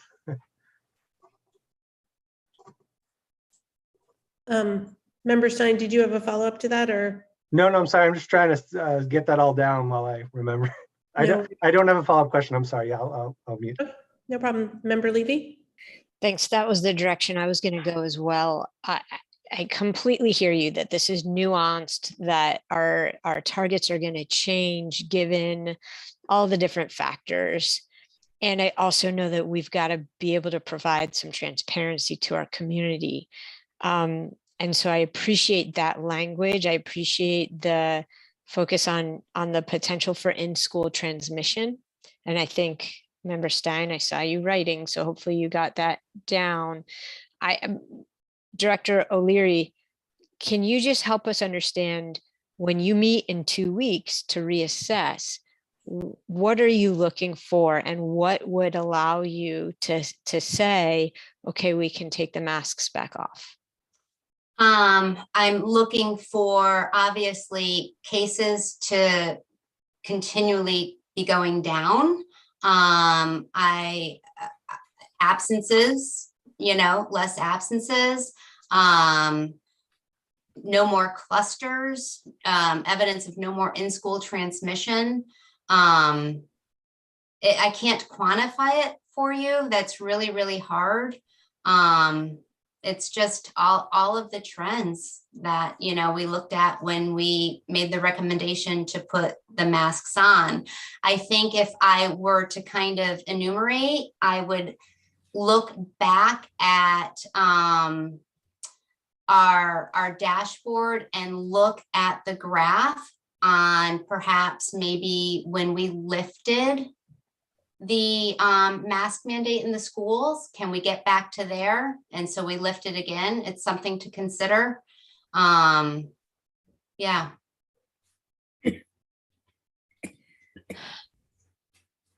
Thanks. That answer, or did I skirt around it? Both. There's a little bit of an answer there, and then I do think we as a committee need to land on something that we can put in our policy, but also communicate to our community so that folks know and understand how we're making these decisions and what needs to be in place or not. And so it sounds like, but again, like if our rates are here and we say, well, we need to see a decrease in rates and they decrease to here, is that okay? Or do they need a decrease to here? So again, I still feel a little unsure of what exactly we should be saying so that there's clarity. No, I totally understand the concept of people wanting on ramps and on and off ramps. I get the importance of that. It's just not this one size fits all. And, you know, if you do set this metric, for lack of better word, when, you know, we get to whatever it is, let's pull a number, X amount of cases, then we're going to take the masks off. I mean, is that hard and steady? Because in 3 weeks from now, we could be dealing with a different variant that just blows that metric out of the water. And I'm afraid of quantifying it. So it's all about current data and what's available and looking at trends. Member Davis. Thank you. I mostly want to echo what Member Levy was saying, because I think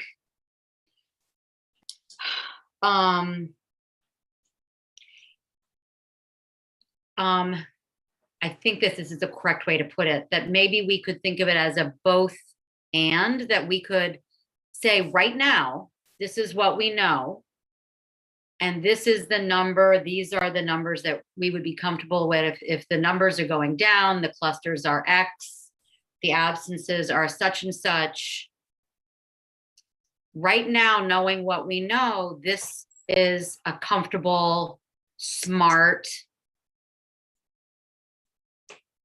set of data that we could use for masks on or masks off, and be transparent that we all know as grown-ups that there are variants and that this could change, but right now knowing what we know, because I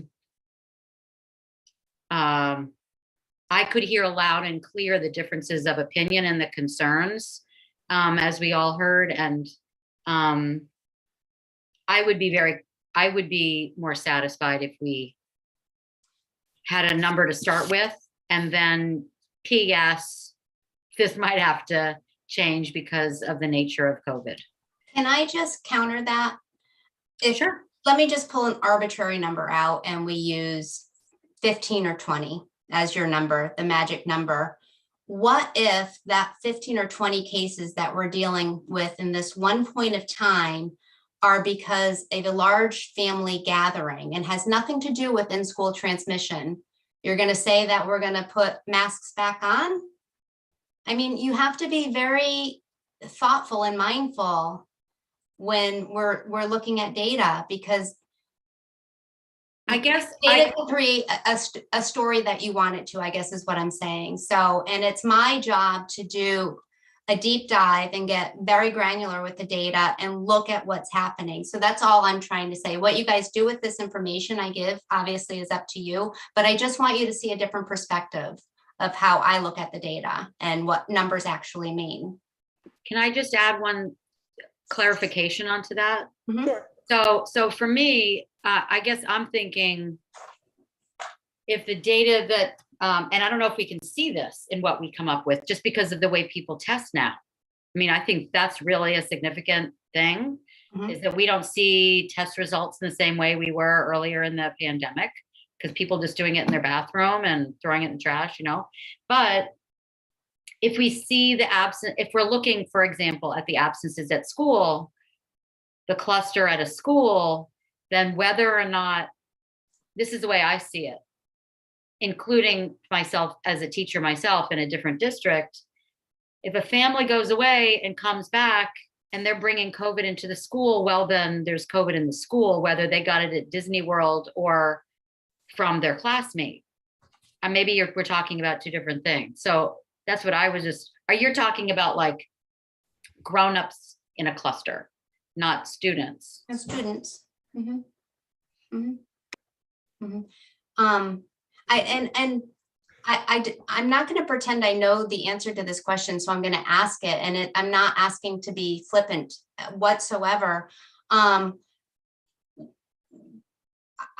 The process, why not just trust in the SHAC's recommendation? You guys put this committee, this advisory committee together that's full of professionals to help make these decisions. I don't know where this went awry, and maybe that'll be helpful for me to understand.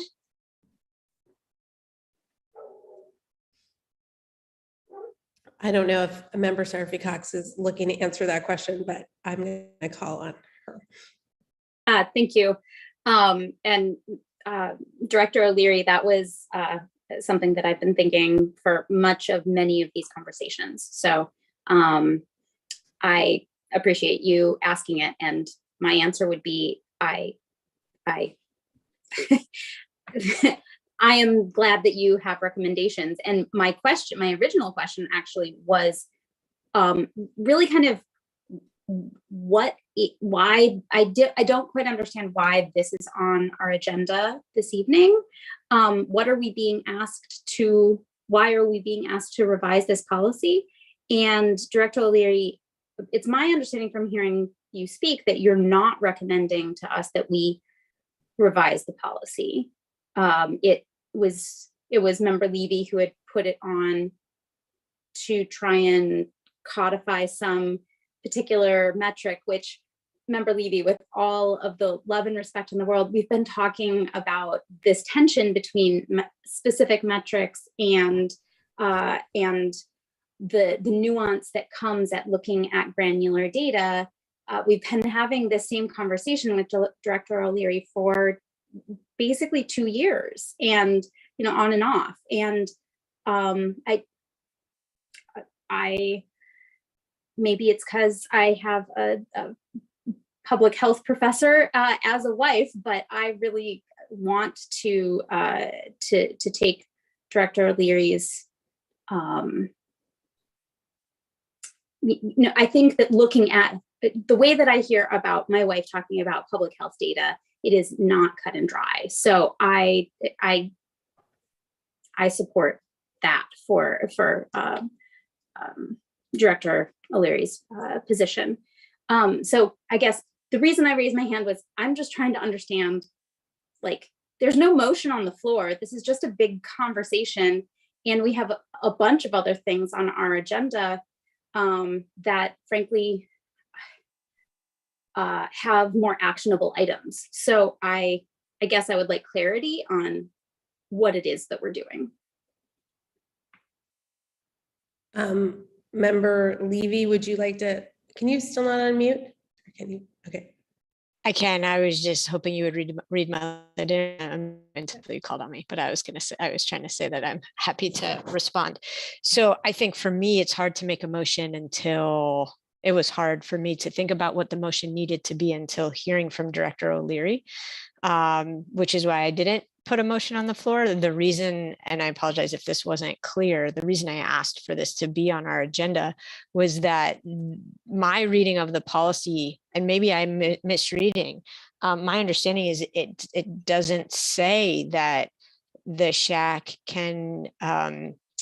can advise the superintendent to make changes at any time to mask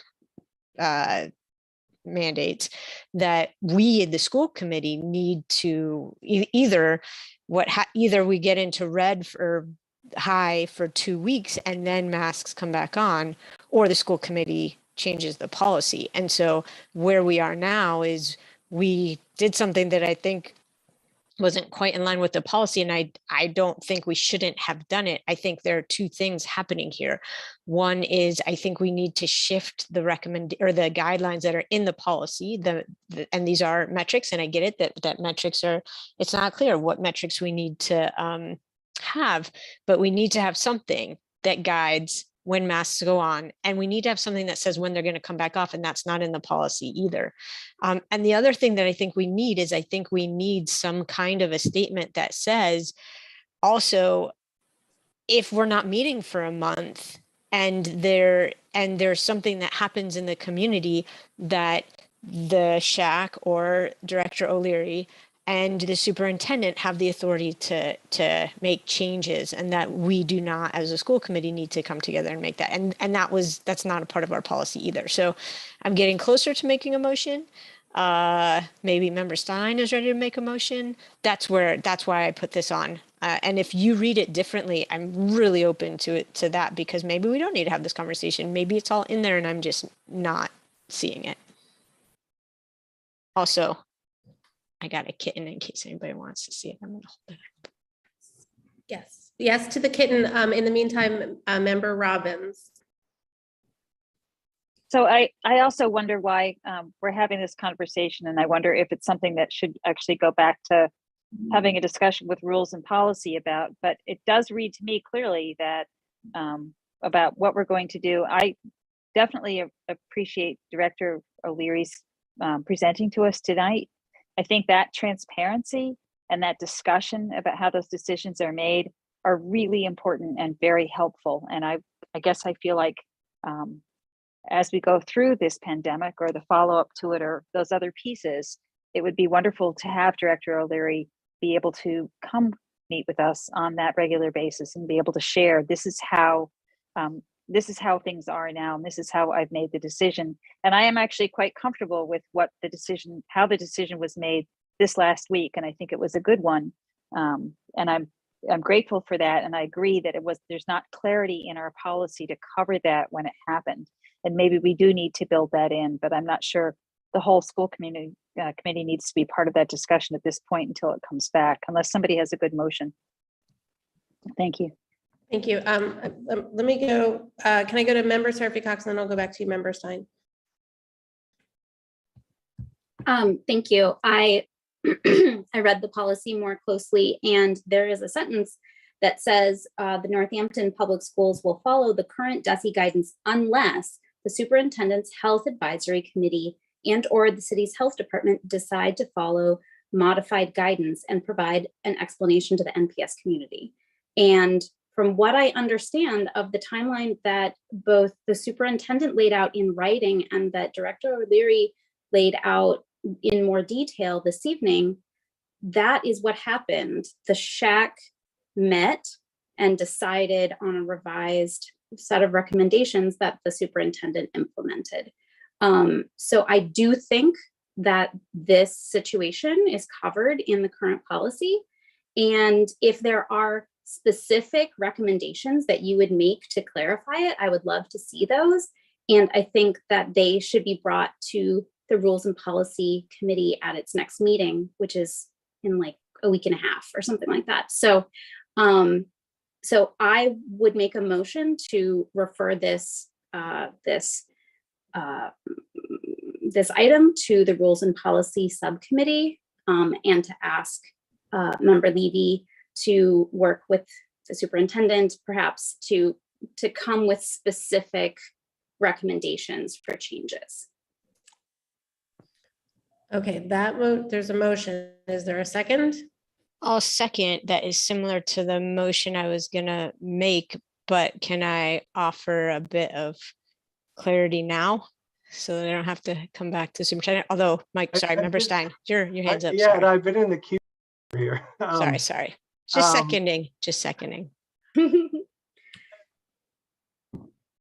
Well, I just wanted to say that one of the things that I think isn't captured yet in our policy is, in my recollection, and when I looked back at the last meeting or the meeting from the 24th, one of the things Kaya did was make a motion, which was passed with our vote to repeal, to add in all of the recommended language that Director O'Leary had provided to us. And included in that was the following. Recommended thresholds for universal masking requirements in school. Okay, the first one is CDC community level in Hampshire County elevates to high for 2 or more weeks. Member Stein, can I clarify what, instead of reading everything that is, can I just clarify, are you saying that the current version of the policy is not what we voted on? That is a clerical error and should absolutely be rectified, but does not need another vote of the school committee. And so, right, but the issue I'm trying to point out is that the relevant sentence here, which I think authorized the superintendent to act as he did, is the following.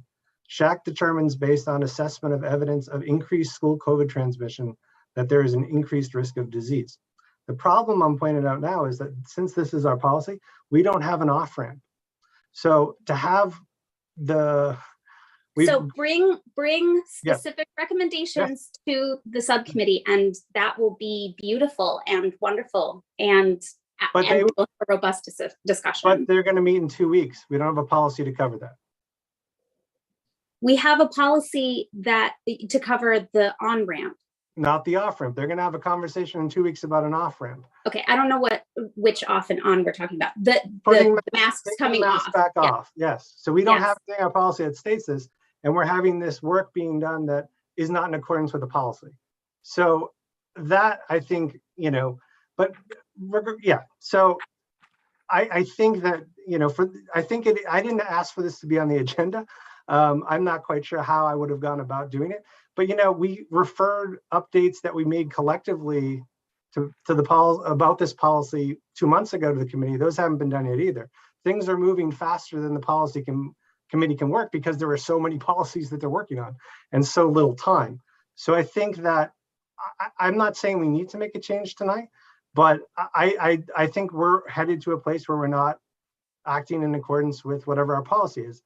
And beyond that, though, like, the reason why the school committee has to be the ones that authorize these things and set policies for how these things are is because that is our role. And we went through this endlessly, and we just lived through, 6 weeks ago, because these are political decisions at the end of the day, right? We went through an intense lobbying campaign.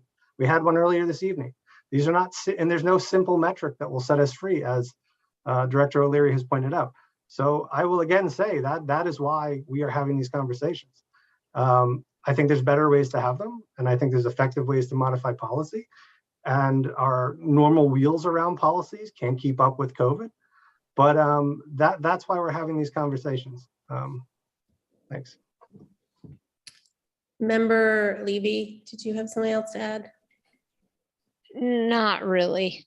I guess the clarity that I would add to what I would hope the Rules and Policy Committee would bring back to us, similar to what Member Stein was saying, was that there would be clarity around when masks are taken back off. And I think if it's simply up to the SHAC and that recommendation, then maybe that doesn't need to be in there either. Maybe it's just like a nuanced little half sentence that gets added. But I'm happy to have this go to the Rules and Policy Subcommittee. Thanks. And any of that information that can be provided to the subcommittee chair in writing would be especially useful. Okay, so there's a motion on the floor. Any further discussion? Can I ask for someone to reiterate the motion, please? My motion was to refer policy EBCFA, face masks and face coverings, to the Rules and Policy Subcommittee to clarify the concerns raised this evening that will be provided to the subcommittee chair in writing. Thank you. Member Levy, you looked a little confused. I know I said it differently before, but I think it provided more clarity. Okay, if there's no further discussion, roll call, please, Annie. Member Seraphy Cox. Yes. Member Stein. Yes. Member Levy, Yes. Member Miller, Yes. Member Goldman, Yes. Member Agna, Yes. Member Davis, Yes. Mayor Shara, Yes. Member Robbins, Yes. and Member Gazy. Yes. Okay. Thank you, Director O'Leary. We're deeply grateful for you joining us this evening. We appreciate it. She can't hear. Do you want to? I was just saying, thank you for having me. Thank you for inviting me. Have a good evening. Bye. Okay, so I would like to move now to D, the equity audit process, with Principal Choquette, who waited patiently at the last meeting and has waited patiently at this meeting. And so this, there is no vote for this. This is a presentation by Principal Choquette. Welcome, Principal Choquette. Hi, everybody. Thanks for having me. I just want to say off that I want to be clear that I don't come claiming to be an expert in equity audits, and also that I'm not here to share Northampton's equity audit process, which I did see a post tonight on Facebook that that's what was happening. This is just me sharing information about equity audits and my experience in conducting an equity audit. So I don't want people to think that I'm presenting your process for an equity audit, as I had heard rumblings of that. So, but it is my understanding that there are folks talking about an equity audit at the high school. And so I was asked to come share what I know about equity audits and a little bit about my experience in conducting an equity audit. But before I share my particular experience in doing that, I think it's important just to make sure that everyone here and who's listening understands what an equity audit is. In the broad sense, an equity audit is using evidence to inform decisions about improving teaching and learning. It helps to identify places to improve with the goal of providing optimal teaching and learning for all students. An equity audit should be part of a broader plan and is best conducted in ways that surface perspectives from a wide range of stakeholders, including students and families. I believe you received a resource I shared with you from Unify High School. It's just a resource that had some really great information about equity audits, but I really liked the way they described an equity audit, so I'm just going to share that with you. They describe it as a means to identify, assess, and tackle issues of inequity in school practice and policies, and to assure that every student succeeds regardless of household income, race, gender, or zip code. And so equity audits really should have a purpose. In other words, what is the goal of the equity audit? If Northampton wants to conduct an equity audit at the high school, what is the purpose? What is the goal of that equity audit? It requires a lot of data collection, and it's really important that that data collection includes historical contexts and trends that the district or a particular school have seen over a period of time. They should focus on 3 broad areas, which I believe is also in that document I shared: teacher quality, educational programs, and student achievement.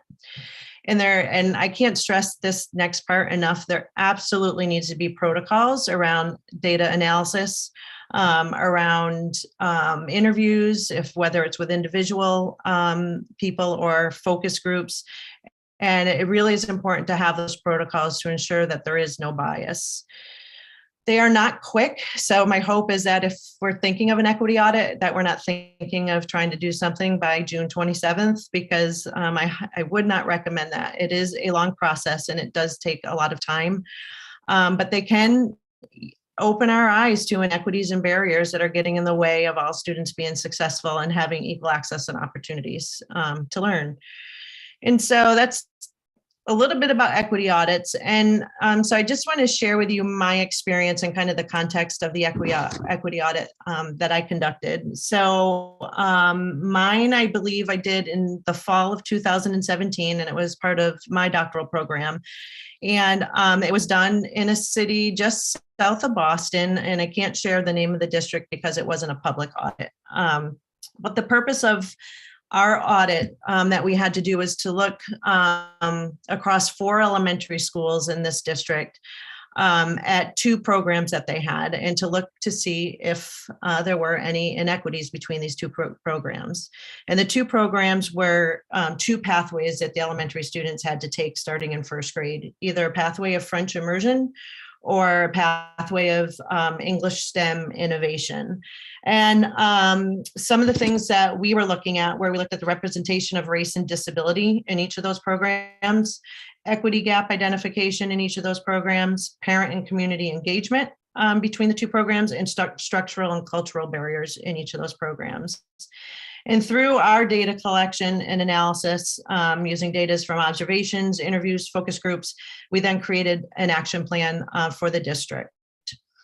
Earlier, I had talked about the importance of having purpose and goals of an equity audit. It's also really important to have, kind of like guiding questions as you go through this process. And so the guiding, just to share, so you have some context and an example of what that might be for our audit, our guiding questions were: how does an affluent suburban community adapt to changing racial demographics?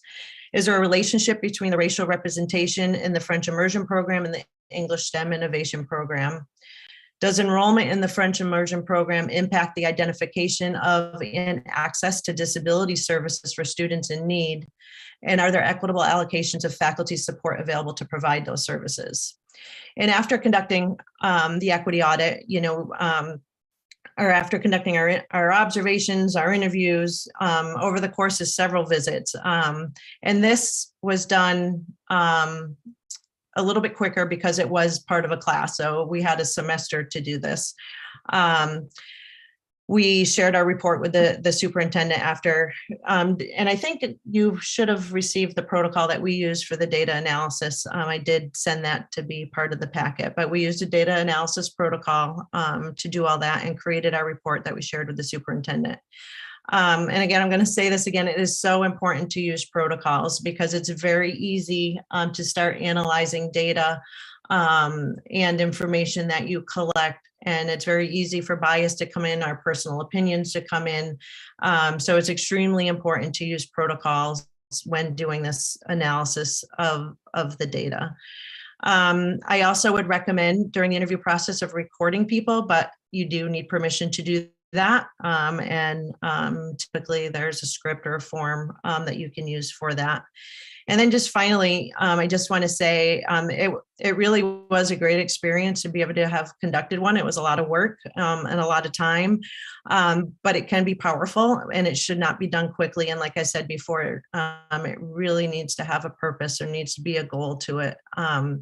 And the intention should be to ensure that either schools and districts are providing equal access and opportunity for all students to succeed. Stakeholders must be willing to see and accept the barriers causing inequities and be committed to removing those barriers in order for all students to achieve educational excellence. And that might mean we have to be willing to accept that maybe we were wrong about the things that we thought about something, which through data and observations and everything that you collect will help you through that. And so that's just a little bit about my experience in conducting one and what I know about them. As I said in the beginning, this is not your process. I was just invited here to come share the process that I went through. So thank you. And thank you. If anybody has any questions, I'm happy to answer those. I also have lots of documents if people are interested. I have like our observation protocol, our interview protocol. There's great examples out there of questions that should be asked or can be asked around an equity audit, and they can be tailored to individual schools or whole districts, just depending on, again, what that purpose is, what the goal is of an equity audit. Thank you for sharing all of that with us. Are there some questions? Or just, oh, Member Stein. Hi, Principal Chiquette. Thanks so much for presenting and being here and teaching us about your experience in doing this work. I guess my question really is, and is really like, if the district wanted to do an equity audit or a school wanted to do an equity audit, like what are some of the things you would recommend they either think about or some of the actions they take in order to begin that planning process, or how should they think about approaching it? Sure. So, well, I would recommend not one person doing it by themselves, that there certainly should be a team because it is a lot. And that team should be representative of, I would say our students, our community, our faculty. You really want a nice representation of who we are in Northampton. And then the next thing is the first thing I guess people should have is, so what is the purpose? What is our purpose of doing an equity audit? Are we going in for a specific reason? So like when we did ours, we knew we were looking at inequities between two pathways that students could take in the elementary schools in this specific community. And were there inequities? And if so, what were those inequities? And there were many between the French immersion program and the students who stayed in the English STEM innovation program. And so that purpose, and whether or not that's something you all come up with as a school committee, if it's something, equity audit committee works with you on, but there definitely needs to be a purpose in the goal. What is the goal? Why are we conducting this equity audit?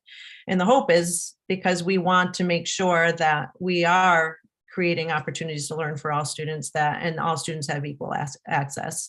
But it might be that you're looking at one school and without going into, what things that we've been talking about in this district, you might be looking at a program. So I would start with what is the purpose? What is our goal? What do we want out of an equity audit? And making sure we have a committee or a group of people that is really representative of our community. And that does include students and families and community members as well. Thank you. Okay, any other questions or comments for Principal Choquette? I don't see any. Thank you so much for sharing all of that. We really very much appreciate it.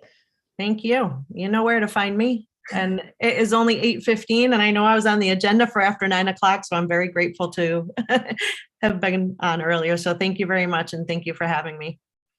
Thank you. Bye. Bye.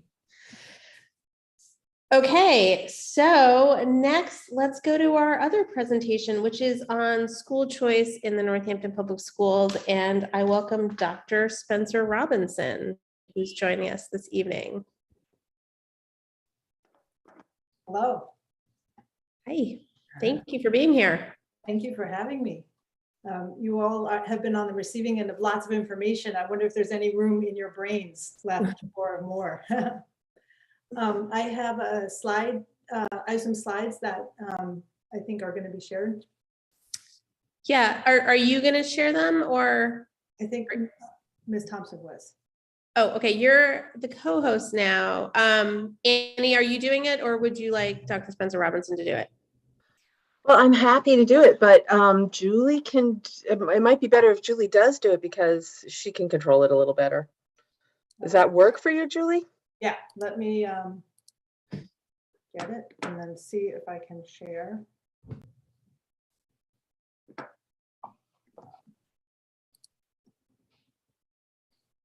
Just give me 1 sec.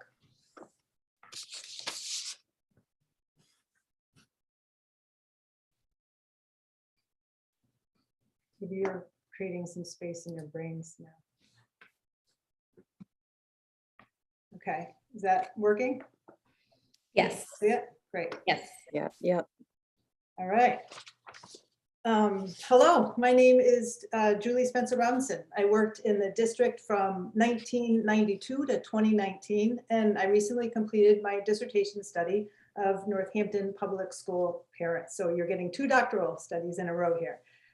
It is titled Active Choice or a Default Decision, when families who reside in a competitive school choice environment enroll children in their district schools.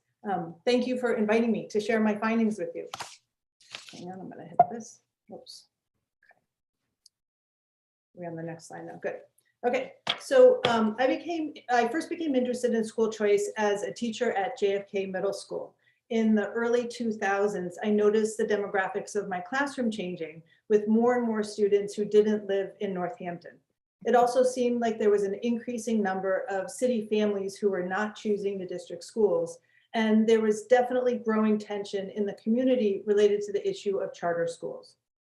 In October of 2010, the Daily Hampshire Gazette asked me to be part of a focus group to discuss the film Waiting for Superman, which was critical of district school systems and promoted charter schools as an alternative. I knew by then that I really wanted to learn more about the issue of school choice and how it was impacting the district in which I lived and worked.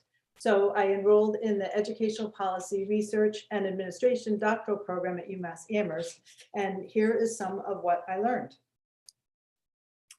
Public school choice became a meaningful policy tool in the 1990s when legislators in Massachusetts and throughout the nation significantly expanded families' access to it, primarily in the forms of charter schools and interdistrict choice programs. That's where a family lives in one district but enrolls their child in another.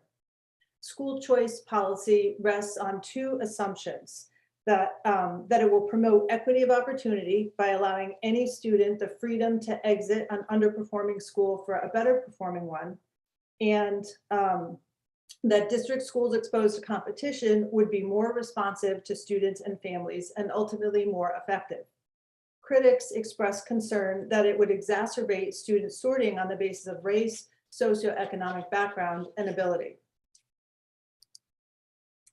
There's been a great deal of research that explores the impact of public school choice on the students and families who leave their assigned districts and on those who are left behind, but much less is known about the school enrollment decisions of families who attend their local public schools. And that was the focus of my study. It was guided by these questions. Did families intentionally choose to live in Northampton so that their children could attend the district schools? There's a lot of anecdotal information about that, but not really any more formal data. At the time of student enrollment, what school characteristics appealed to in-district parents? Were they aware of other educational options for their children? Did they consider them, and why? Where did they get their information about schools? Were there parents who would have liked to exit the district but couldn't? What barriers did they face? Would they still choose to leave the district schools if they could? And for each of these questions, were there differences related to parents' race, socioeconomic background, or education level? I chose Northampton as a study site because I was rooted in the community and had firsthand longitudinal experience witnessing the impact of school choice as both an educator and a parent. It is a small district located in a competitive educational environment where 6 schools served about 2,400 students. Before the expansion of public school choice, 12% of school-aged children left the district for 21 schools. At the time of my study, 26% of students left for 34 different schools. 11 of these were interdistrict public schools and 7 were charter schools. Northampton was both a top sending district in the state and a top receiving district of students through public school choice. And there was a net financial loss to the district of more than $2 million as a result of this student transfer. The first stage of my study was quantitative, a 4-minute survey of in-district parents about their school enrollment decisions. And if you took my survey, thank you. I collected 304 completed surveys representing about 25% of Northampton families, much higher than my target of 10%. However, the pandemic meant that I couldn't administer the survey in person at school-based events and had to rely primarily on building principals sending it out electronically at a time when parents were inundated with email communications. This skewed my data collection toward respondents who were wealthy, well-educated, and older, which has implications for my findings. The race and ethnicity of survey participants was representative of the city's demographics, but the sample wasn't large enough for me to draw conclusions about any related patterns in these parents' decision-making processes. An important area for further research is to learn more about the school enrollment decisions of parents of color, those who are not as well resourced, and those with less formal education. The second stage of my study was qualitative, where I interviewed a subset of my survey population. Over 100 people volunteered to be interviewed, which I think speaks to the community's interest in the issue of school choice. 6 participants were randomly selected from each of these 3 groups: those who identified as Asian American, Black, Hispanic or Latino, biracial or mixed race, those reporting household incomes of less than $75,000, and those who identified as white and reporting household incomes of $75,000 and above. Their enrollment experience spanned a period of 17 years, and the majority enrolled their children when they were in preschool or kindergarten, and they were given pseudonyms. With my first research question, I wanted to know the extent to which the district schools factored into people's decisions to live in Northampton. On the first survey, 76% of respondents reported that the public schools were important or very important in their decision to live in Northampton. Sariona said that we made a decision as to where we would live, knowing that we were planning to have children, and we thought about whether or not we wanted to continue living in Northampton as we planned to have a family. And then we decided to stay in Northampton and also try to identify which elementary school we would want our kids to go to and try to find a home in that zone. In exploring why parents decided to enroll their children in the city's schools, an unexpected theme emerged during my interviews, and that was participants' ideological support for public education, which factored into their decision. Mary said, "I think a country should provide a public school education to all of its citizens, and it would be a little bit hypocritical for me to value that as a personal belief and then send my child off to a private school." Miriam stated, "If more families with means were sticking with public schools would be better. Education should be the great equalizer. It's not, because there are other more systemic problems, right? But it could be this force of equalization." My second research question explored the specific school characteristics that mattered to parents at the time of student enrollment. On the survey, parents were asked for their opinions about 14 characteristics of the Northampton Public Schools, represented by the blue bars. Then they were asked whether each of those 14 characteristics mattered to their enrollment decision, represented by the orange bars. Academic reputation and teacher quality were viewed most favorably by parents, and they were also the 2 most important factors in parents' enrollment decisions. School location, LGBTQ acceptance, and student safety were also viewed positively by parents and were important enrollment factors. In the interviews, neighborhood location and student diversity were the characteristics named most frequently by participants as reasons for deciding to enroll their children. Racial and ethnic diversity was prioritized, but parents also valued diversity in students' socioeconomic backgrounds, languages spoken at home, and learning abilities.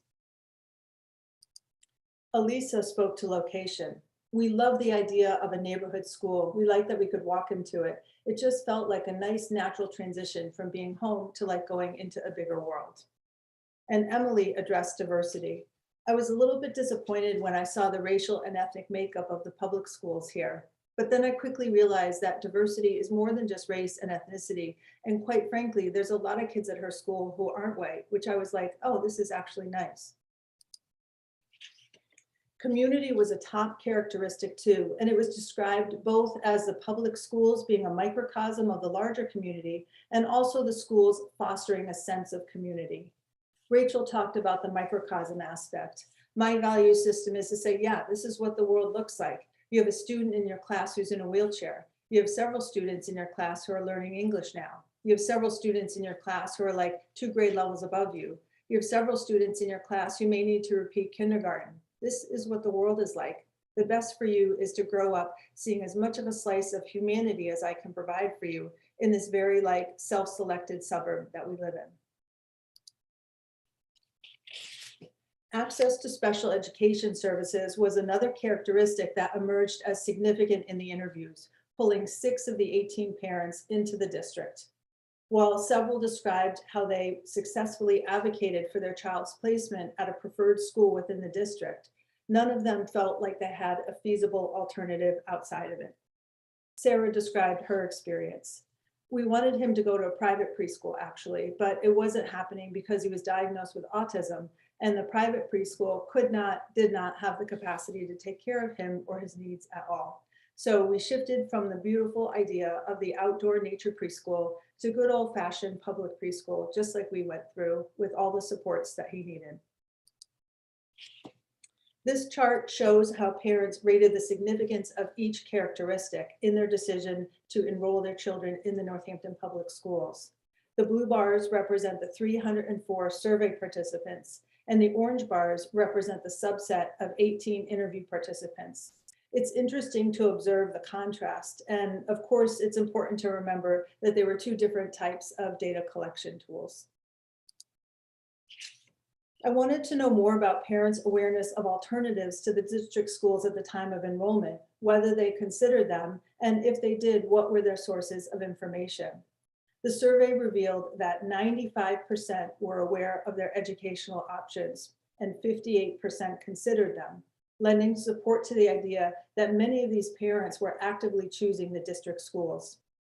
In the interviews, all 18 were aware they had options and 12 considered them. Parents reported a variety of reasons why, and no single clear theme emerged from them. Friends and neighbors were the top sources of information during the school enrollment decision-making process for all survey respondents. And for those who considered their options, parents of their child's friends and school visits were also important sources. My third research question explored potential obstacles to families' exit from the district. On the survey, respondents were asked if several items mattered in their decision to enroll their child in the Northampton Public Schools. 41% said they didn't want to or couldn't pay for private school. 22% couldn't homeschool their child. 15% couldn't drive their child to an out-of-district school. And 9% said their child's charter school lottery number wasn't chosen. Education as a factor keeping families in the district. In summary, the Northampton Public Schools were an important factor in participants' decisions to live in the district. Almost all of the parents were aware that they had educational options at the time of their child's school enrollment, and the majority of parents explored these alternatives during their decision-making processes. In this district, located in a competitive choice environment, these parents can and should be considered as actively exercising school choice. District leaders should therefore seek to systematically understand why families choose the schools and what they want from their children's education. This information could be used to inform the development of district policies, curricula, and programs. District schools are closely linked to people's decision to live in Northampton. Civic leaders should elevate the public schools in any campaign to attract permanent residents. Welcoming messages at points of entry to the city, whether they are physical or virtual, could include information about the schools. Their convenient neighborhood locations, teacher quality, and student diversity should be featured because these were identified as important characteristics by many participants. The local Chamber of Commerce should be briefed annually about the school's educational missions, programs, and accomplishments, since a healthy local economy is partly dependent upon people deciding to take up permanent residence in a city or town. District leaders should be alert to the possibility that residents' choice can sort families and students in the same ways that school choice can, and provide remedies when that occurs. They should also be attentive to the experiences of parents who have children with special needs, since they generally lack viable educational alternatives to the district schools. Parents' district school enrollment is based on meaningful academic and social emotional characteristics and rooted in their ideological support for public education as a valuable common good. District leaders should cultivate strong partnerships with parent advocates in the interest of maintaining high-quality, innovative schools with a continuous alignment between families and administrators regarding mission and programs. They should also recognize that parents are treating district schools as part of the local educational marketplace and respond by actively promoting them. Positive messaging should reach parents in their neighborhoods and their social and professional circles. School staff should also be prepared so that family visits are a beneficial experience. Districts can play an important role in teaching parents about the school enrollment process and making them aware of the options available to them. This counteract any student sorting effects of school choice by making sure that all families have access to information about their educational possibilities. Thank you again for this opportunity to share the findings of my research with you and for giving consideration to my recommendations. Thank you so much so for welcome. sharing that with us. Of course. Are there questions or comments for Julie in addition to thanks? Member Levy.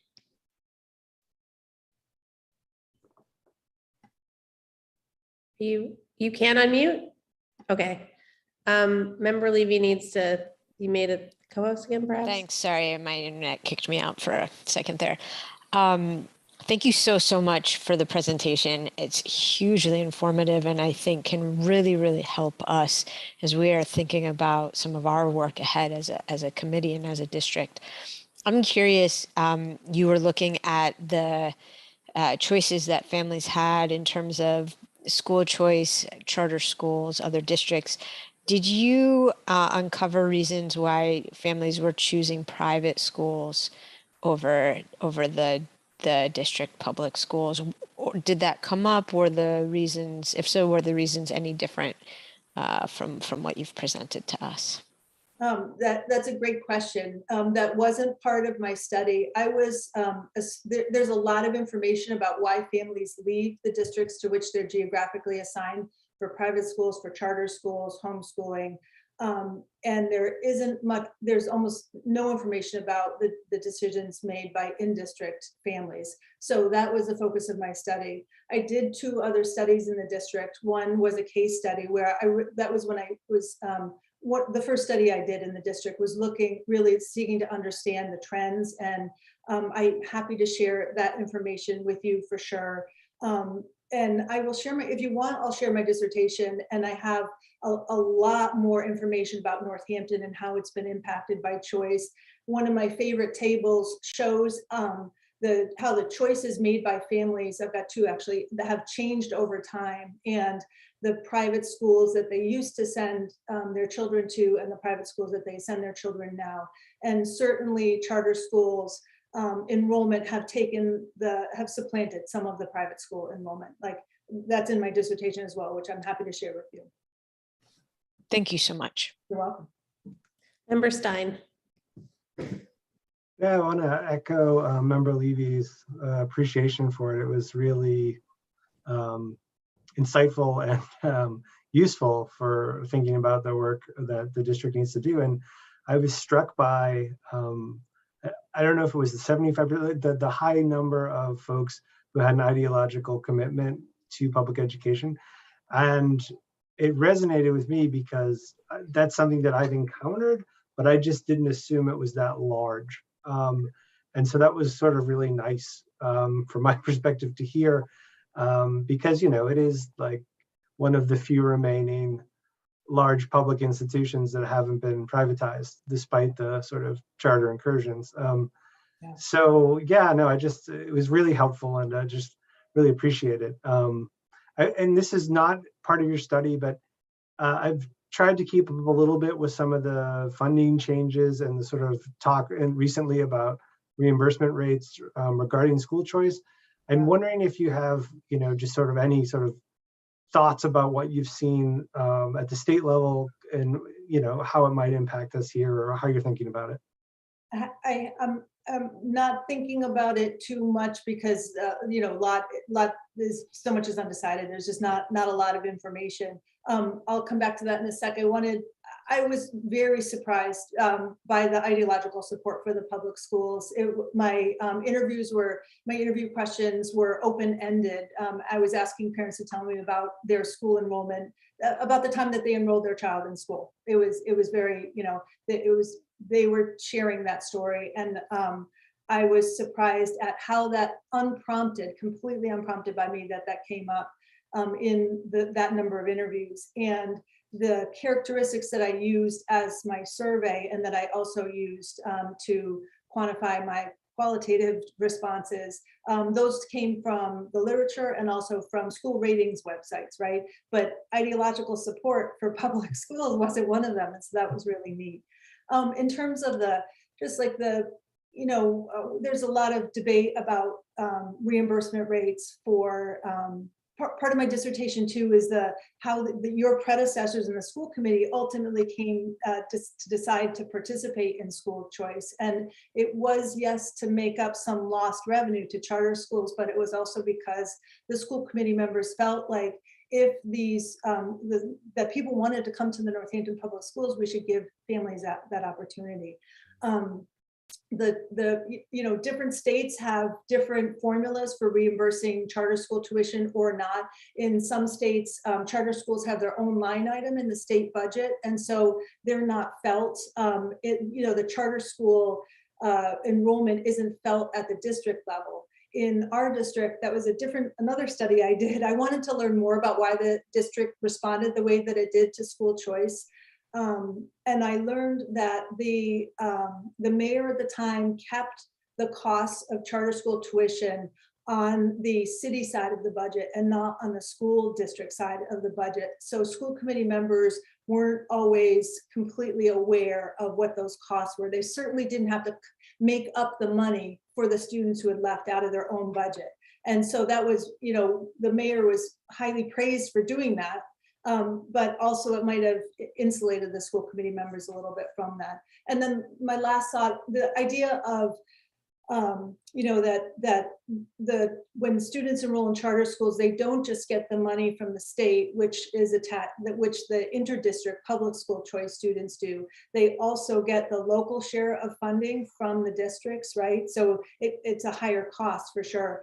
The idea behind that, there were two. One was the competition idea, that if it hurts districts financially, parents want what's not being offered in a district, and their financial costs to the districts for not offering those programs, they'll step up and do that. And in fact, at the high school, many years ago, not long after PVPA was founded, when it was really having a big impact on our district, a lot of money was put into the performing arts programs at the high school, and my son reaped the benefits of that, for sure.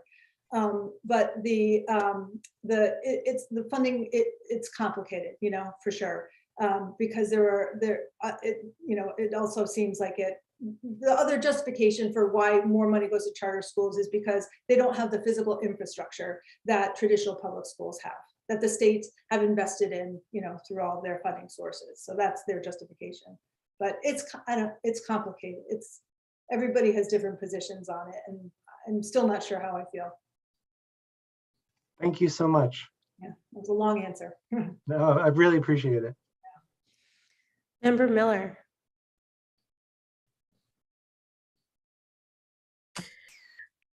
Again, I just want to echo the gratitude for this great presentation. It's so helpful and interesting and important to all of us. I guess I had just one quick question, which is, I didn't know if you noticed at all whether there was any data that told you at what point in kids' education were they leaving? Like, did we get a sense of they're leaving in first grade, they're leaving in eighth grade? What did you learn anything about that? That wasn't part of my study either. And I absolutely think that the district should track that. I would also advocate for every time a student is enrolled that just a few questions are asked the families who are enrolling the children why they're being enrolled. And we absolutely ought to track when families are leaving and why they're leaving. There should be a short exit survey as well. I think would be really helpful. Absolutely agree.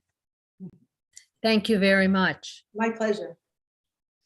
Member Goldman.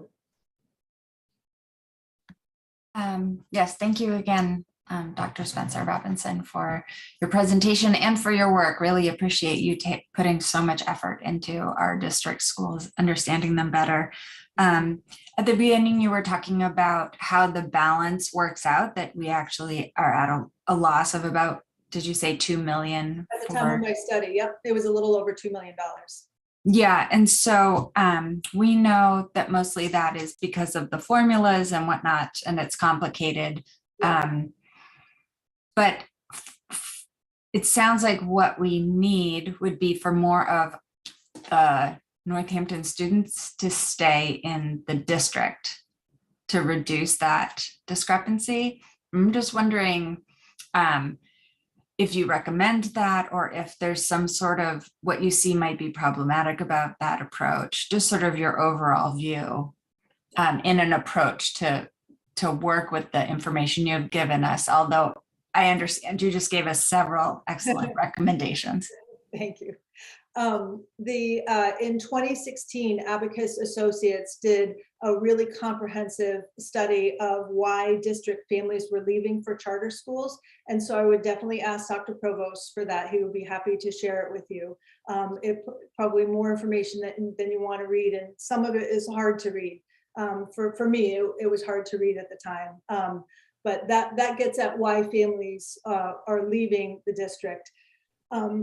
My own sensibility is that I used to focus much more on families leaving. I think it hurt my professional ego a little bit too, because as a public school teacher, hang on, I'm just going to check this. As a public school teacher, I just took so much pride in our schools, and when it almost felt like kind of a rejection when families left the district. But what I learned, not just through school, my studies, but particularly this study, was that families are actively choosing the district schools for lots of really sound pedagogical reasons, that our district schools have all kinds of things that cannot be offered, are not offered, and can't be offered by charter schools or private schools or in a homeschool kind of setting. Starting with, it's an entire district. So one of the, charter schools, private schools, and vocational schools, they're all clear on their missions. And when families enroll children in those types of schools, you can make some real safe assumptions about why they're doing that. The district schools don't have that. It's not, districts, that mission is undefined for district schools. And I think that's a wonderful opportunity for districts to include families especially, and educators, and of course, led by the district leaders like you all, in defining the mission and having, being clear about what that is.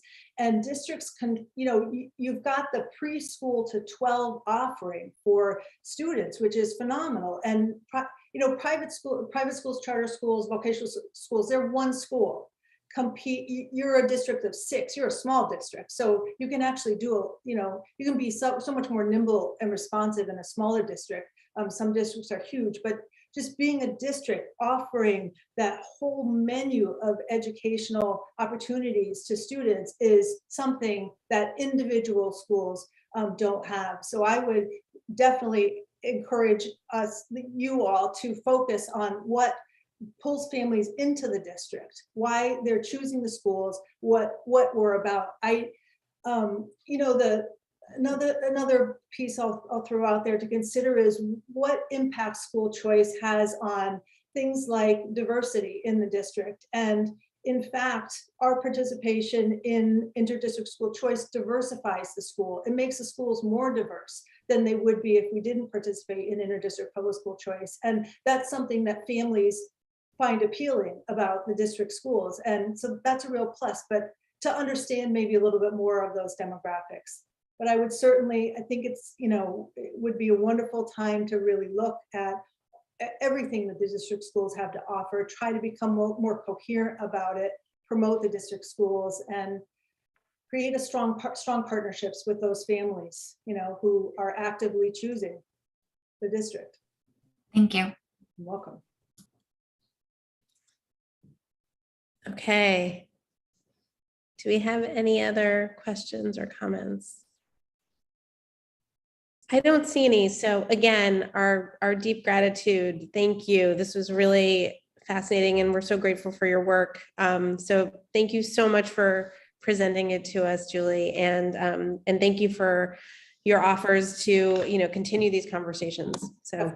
Yeah, thank you so much for the opportunity. I really appreciate and all of your work on behalf of this district that provided me with just wonderful, wonderful professional experience and great education for all three of my kids. Thank you. All right, good night.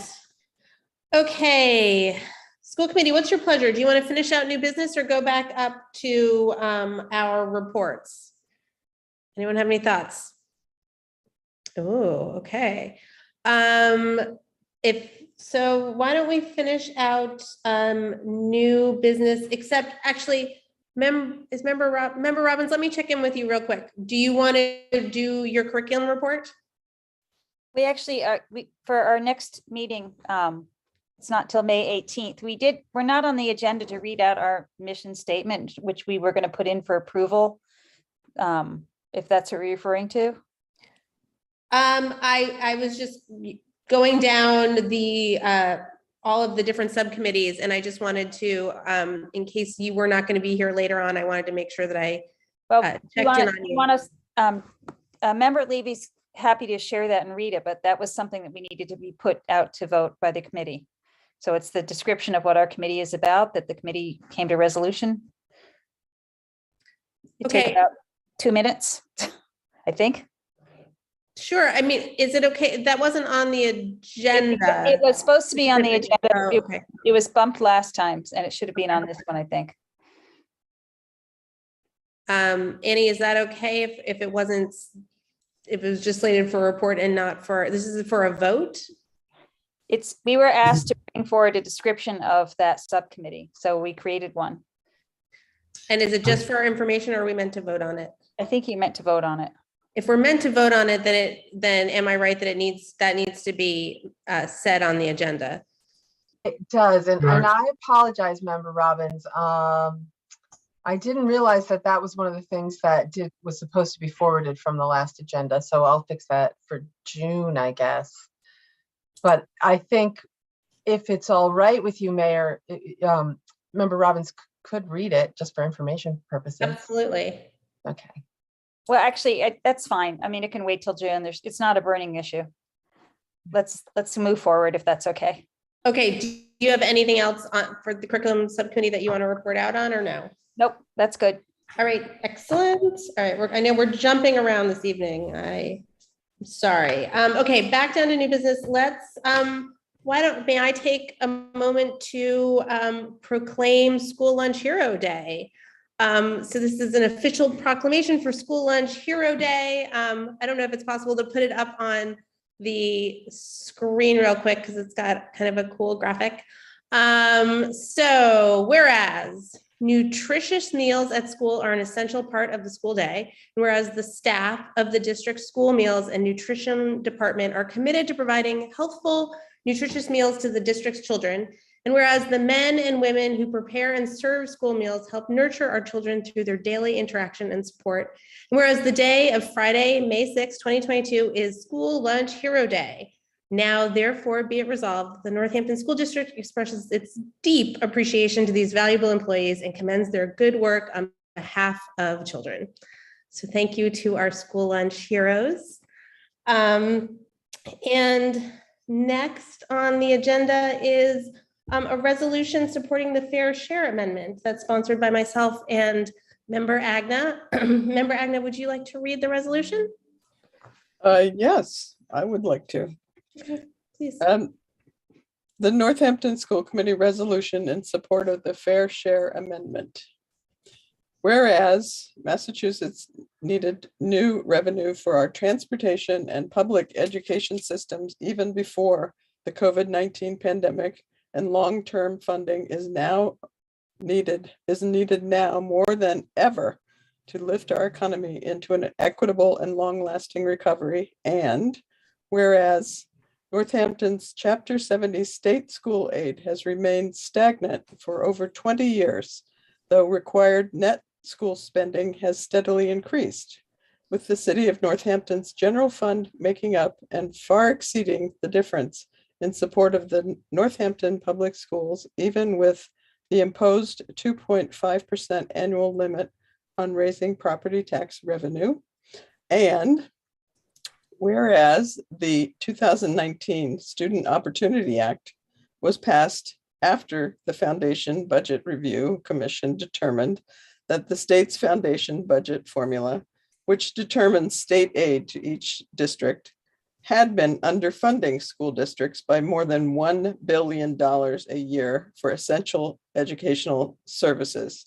And while that reform was the first significant update to the dysfunctional formula since 1993, it was rightly directed at lower income districts that rely heavily on Chapter 70 for required net school spending and has not resulted in an appreciable increase in state aid for the Northampton Public Schools. And whereas additional funding is needed to maintain the progress Northampton Public Schools have made over the last 10 years in class size, social emotional supports, and in hiring additional teachers and support staff. And whereas major investments in public education are needed to help students recover academically, socially, and emotionally from the COVID-19 pandemic. And whereas the best way to help working families and build a stronger economy for us all is to make sure that we have quality public schools for our children, affordable public higher education, and a reliable transportation system.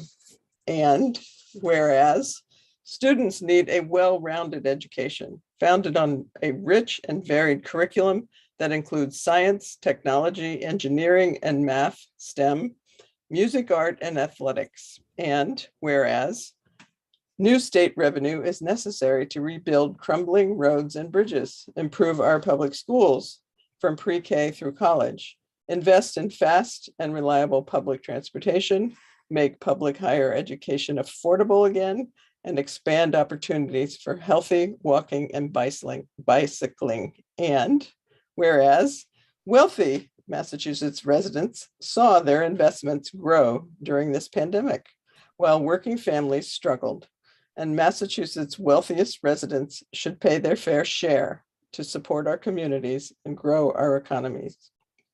Therefore, let it be resolved that the Northampton School Committee supports the proposed fair share amendment that would create an additional tax of 4 percentage points on annual income above $1 million and dedicate the funds raised by this tax to quality public education, affordable public colleges and universities, and for repair and maintenance of roads, bridges, and public transportation.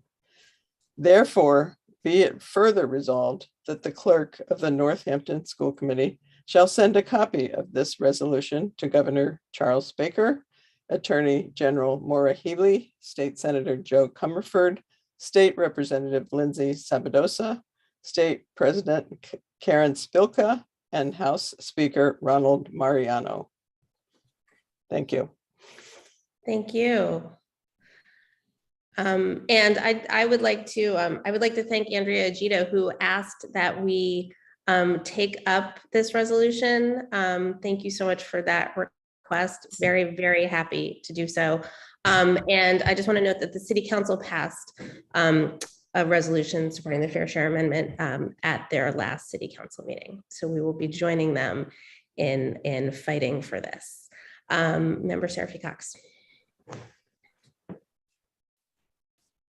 Yeah, thank you. I'm incredibly in support of this resolution, and I'm especially excited to support it because, you know, this school committee at our last meeting voted through a budget that was greater than what our city had put forward for us to have as a total budget amount. And we did that, you know, several members that voted in favor of it said that they were doing it in order to show what our schools actually need in order to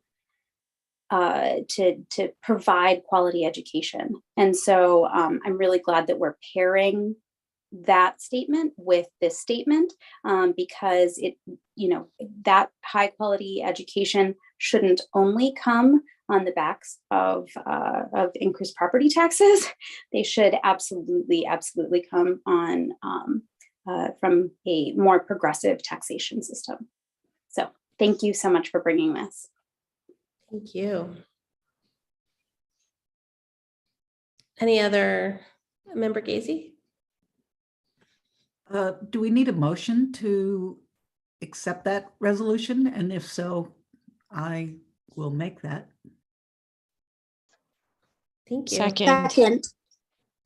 Motion made by member Gazy, I believe seconded by member Levy, I think, who I can't see, but I think I heard.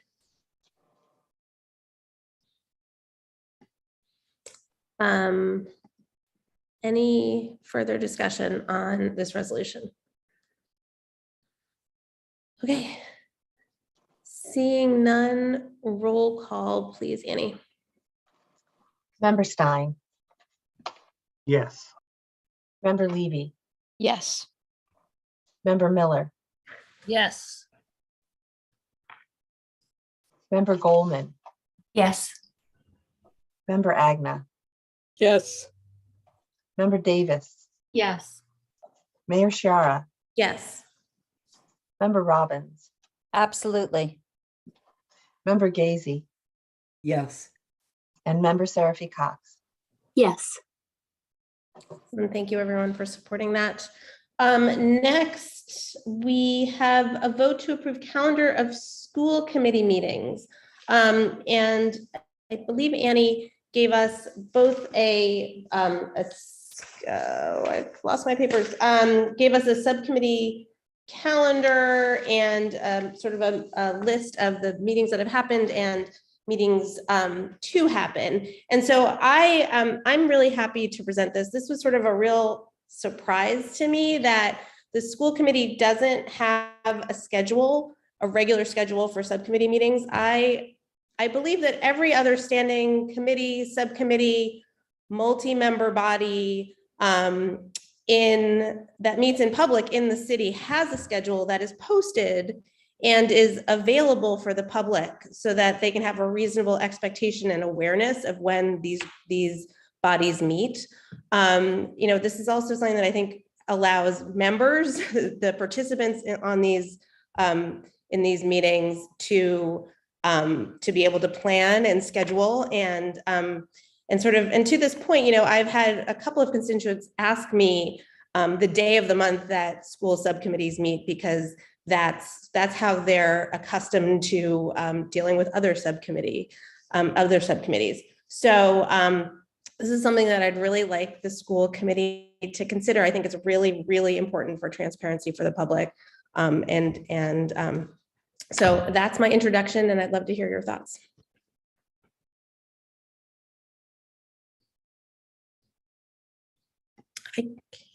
Anybody? Member Agna. I guess I just want clarification. I think that this was the original schedule that has been used for however many years. Is that something that, or Annie, you can tell me that. Is it all right if I answer this, Mayor? Please, yes. Every first meeting in January, the school committee votes on the regular meeting schedule of just school committee meetings. And this is a version where I've put subcommittee meetings in there in the way that over the years, I've seen it work best, just as it falls out or how it used to be in some ways.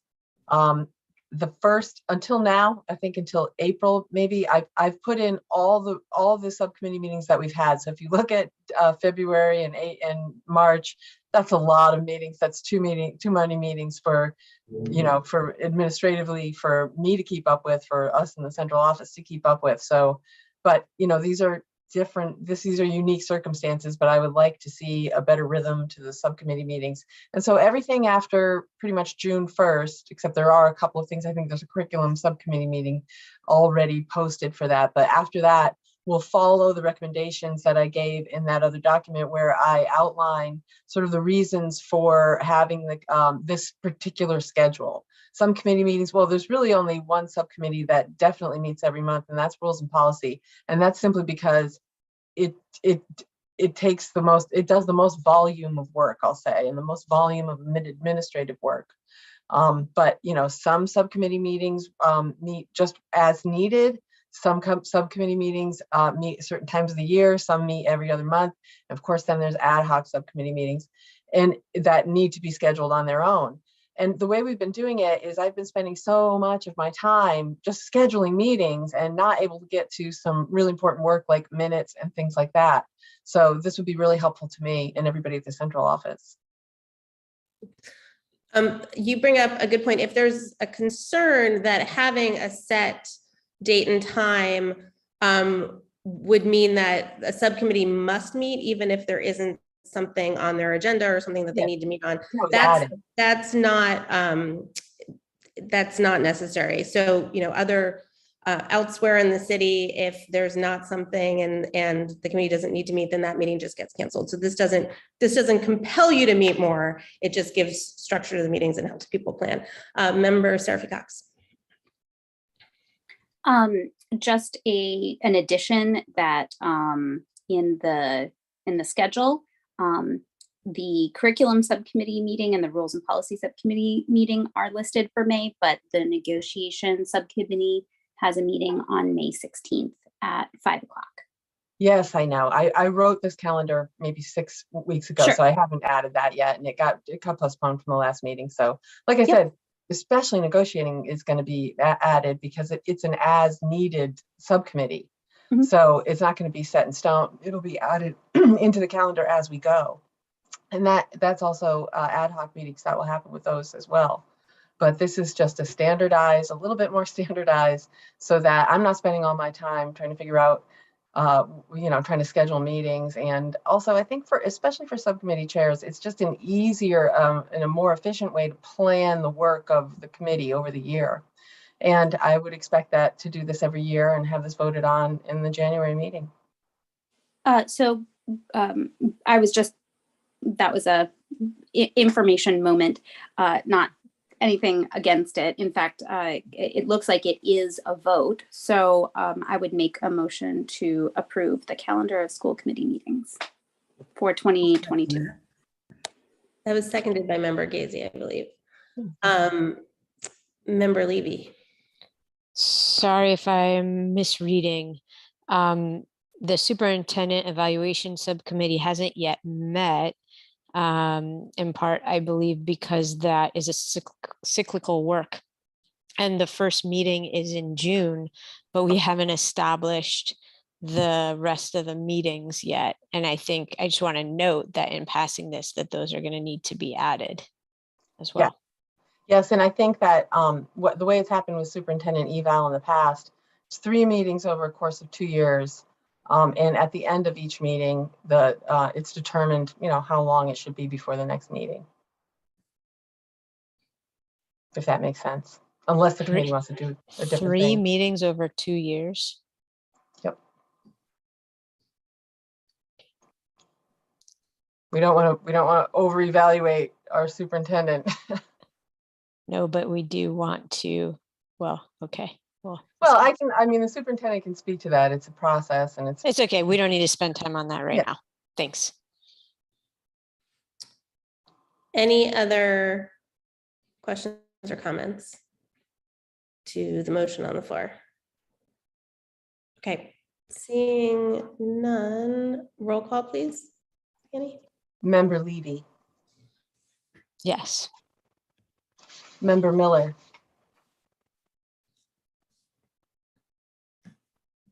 Yes. Member Goldman. Yes. Member Agna. Yes. Member Davis. Yes. Mayor Sciarra. Yes. Member Robbins. Yes. Member Gazy. Yes. Member Seraphy Cox. Yes. And Member Stein. Yes. Thank you all very much. It'd be very helpful. Thanks for laying that all out, Annie. Okay, next is G, vote to establish a school psychologist internship program with 2 interns for FY23. Is there a motion? Then we'll have Dr. Provost, present. I'll make a motion. I'm Okay. always good for that. Motion to approve, Yes. seconded by Member Davis. Dr. Provost? Thank you very much. I should say that this proposal has already been, in essence, approved in the budget. It was embedded within the budget reductions that were presented at the last meeting. So now that the financial piece has been taken care of, let me talk about the conceptual piece. So our goal here is to strengthen our partnership with the school psychology program at the University of Massachusetts to offer students a internship year after completing the practicum year. So school psychologists have to do a practicum just like all other licensed staff in the district does. And then in the UMass program, they also have to complete an internship year, which is essentially a minimum of 30 hours a week. It's a essentially almost full-time schedule that interns would follow over the course of the year. During that time, they'd be able to provide support for our school psychologists and be able to learn their craft better by working closely with our school psychologists. They would be able to perform a few assessments a week, which is why we reduced the line item for independent evaluations provided outside of the district, because having interns in place would allow us to have that work done by them. It's not right to have interns provide such a service to the district with no compensation. The rate that UMass suggests is $15,000. And so the proposal is to have 2 more individuals join our district, completing internships at UMass at the rate of $15,000 each. We do have a very strong relationship with the UMass School Psych program. We have several practicum students every year, and our goal would be to offer a second year experience for some of the more promising students. Okay, thank you. Any questions? Member Miller, was that a hand? Go ahead. Would these interns have supervision, and would their reports be read by a supervisor?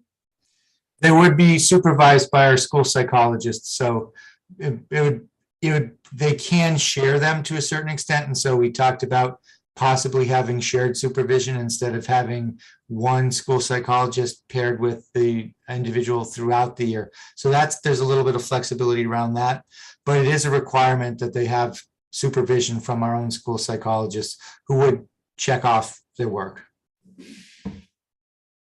Okay. Thanks. Any other discussion? Okay, roll call, please, Annie.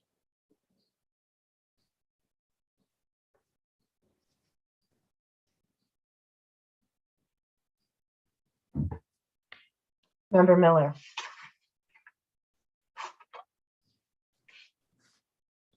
Member Miller, we didn't hear you. Yes. Member Goldman, Yes. Member Agna, Yes. Member Davis, Yes. Mayor Chiara, Yes. Member Robbins, Yes. Member Gazy, Yes. Member Seraphy Cox, Yes. Member Stein, Yes. and Member Levy. Yes. Okay. Next is H, vote to exempt trips from NHS, Northampton High School to Child's Park, from the approval process under school committee policy IJOA.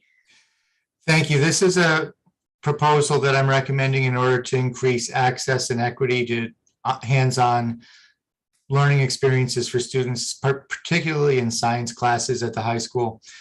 We were approached by members of the science faculty asking if there could be a way to streamline the process of taking students to Child's Park. As you can see from the map at the end of the document that supports this, the distance from the high school to the far reaches of Child's Park is approximately a quarter of a mile. That is equidistant from the distance from the high school to the end of our athletic fields. The process of going across the street to Child's Park is currently considered a field trip, while going out to the back fields is not considered a field trip. And because it's a field trip, it creates additional paperwork requirements for teachers every time they want to take kids across the street. It also creates equity issues because, as the staff have told me, one of the challenges is getting this multi-page document filled out for all of the students in the class so that they're able to go across the street.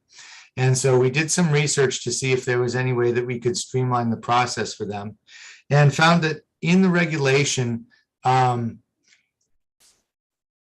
field trip request is required, or field trip permission is required for any property that is deemed off school grounds. What was a little bit unclear under the regulation is who has the property to deem something within school grounds.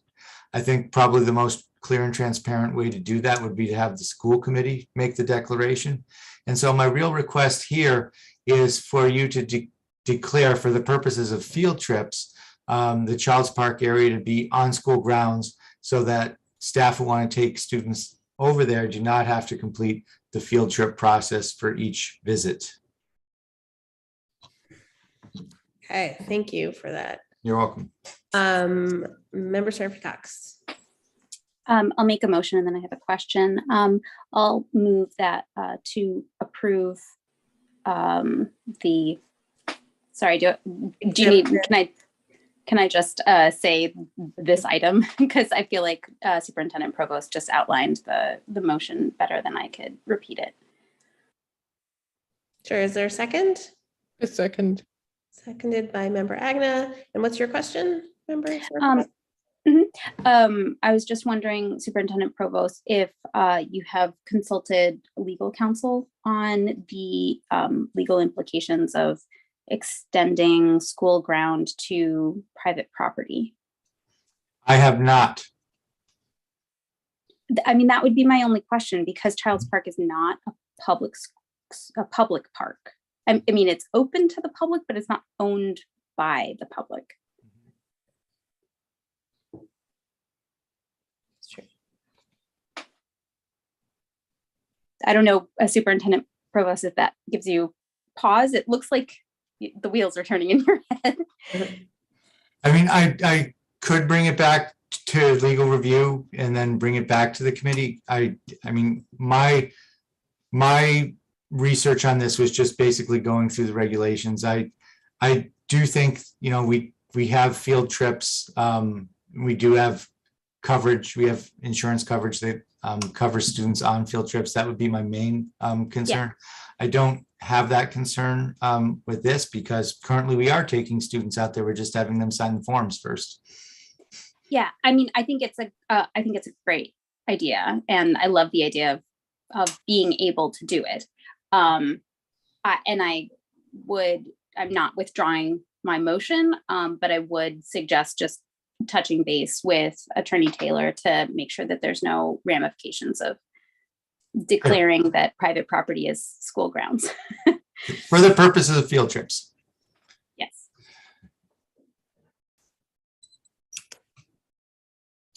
Okay, any further discussion? So are we going to choose not to vote on this tonight and bring it to the next meeting?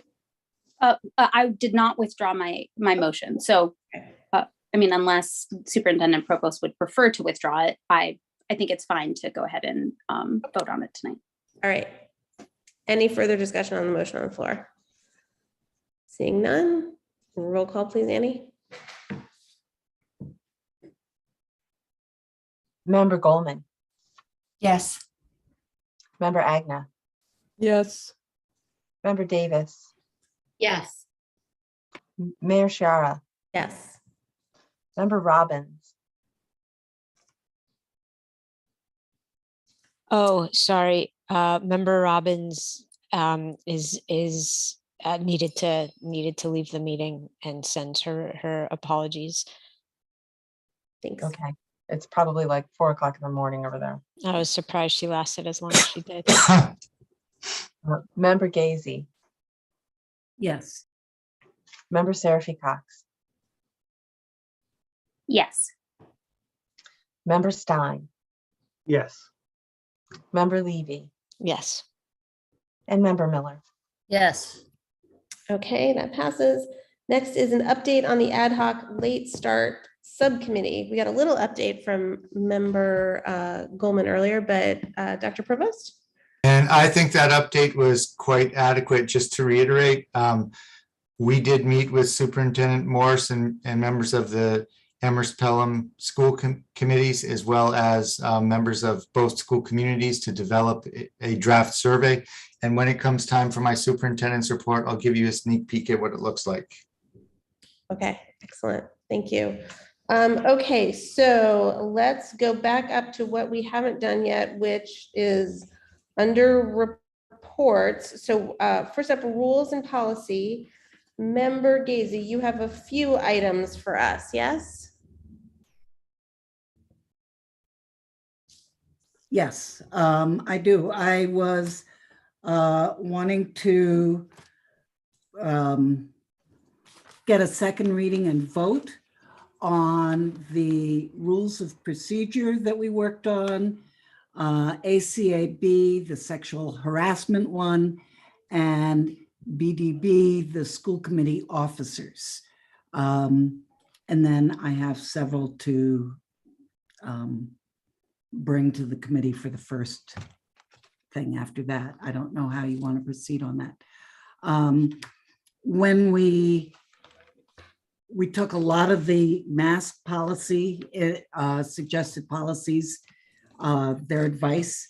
And if you look in your packets, you can see where we proposed changes. I believe they're highlighted or notated.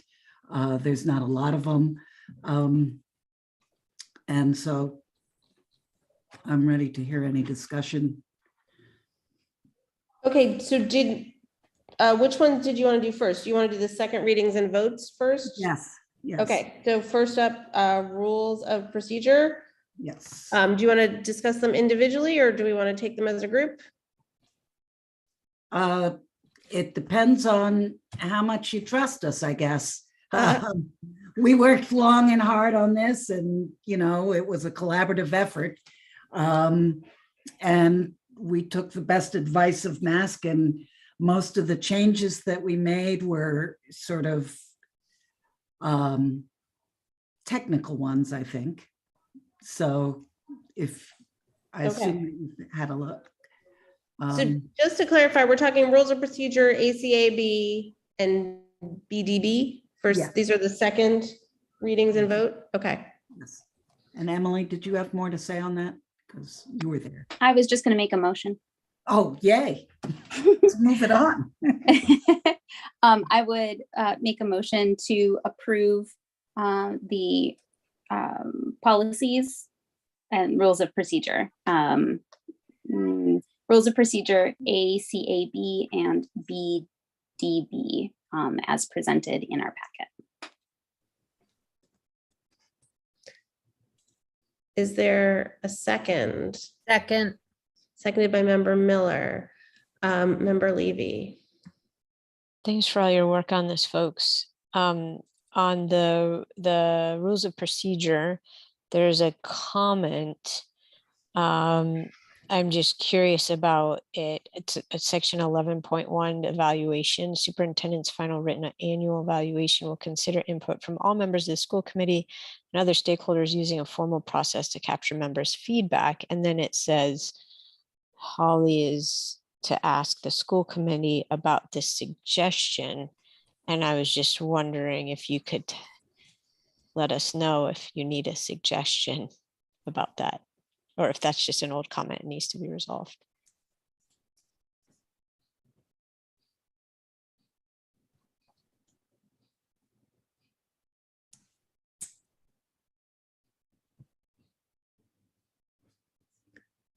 I have grandchildren running around trying to get them in bed, and so I lost the process there.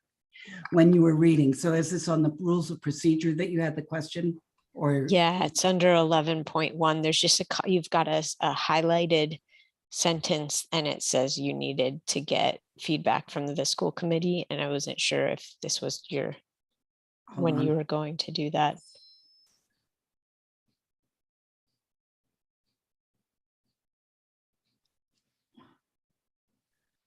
we just wanted to know whether you agreed with that. I do. Yeah. You know, that was just one area that we thought, if anybody, you know, the other ones were like changing website names and changing the name from executive secretary to clerk. This was something a little bit more substantial. So that's why I just highlighted it to bring it to your attention. Thanks. Yeah, I'm all for it and would even push for stronger language to ensure that it's taken in, that it's an active part. But I think having that language there is great. Thank you. That was my only comment and question. Yeah. Okay, thanks. Can I ask a question under meeting? So 14.2, this is around public comment. So there'll be time for the public to address the committee. Time per speaker will be at the discretion of the chair. But then 14.3 says during the public session of the meeting, discussion by the public will be limited to 3 minutes per person per issue at the discretion of the chair. So it's just at minimum, it's redundant. But what's the pleasure, that it be 3 minutes or that it's at the discretion?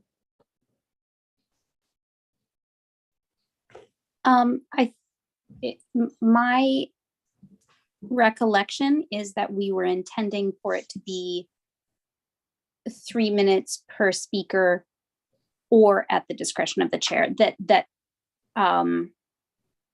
Of course, there are times when if there's 200 people that want to speak, you may need to decrease that to 2 minutes. And I thought that it was more clear when we were editing it. So let me look back at my notes from that meeting to see if maybe I can find a more clear version. But that was, I believe, the spirit.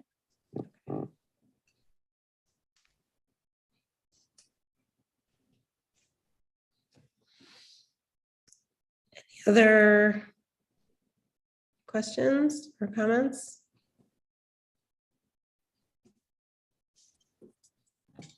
We could always make it so that, you know, in parentheses, there's 3 minutes when you say instead of the 15.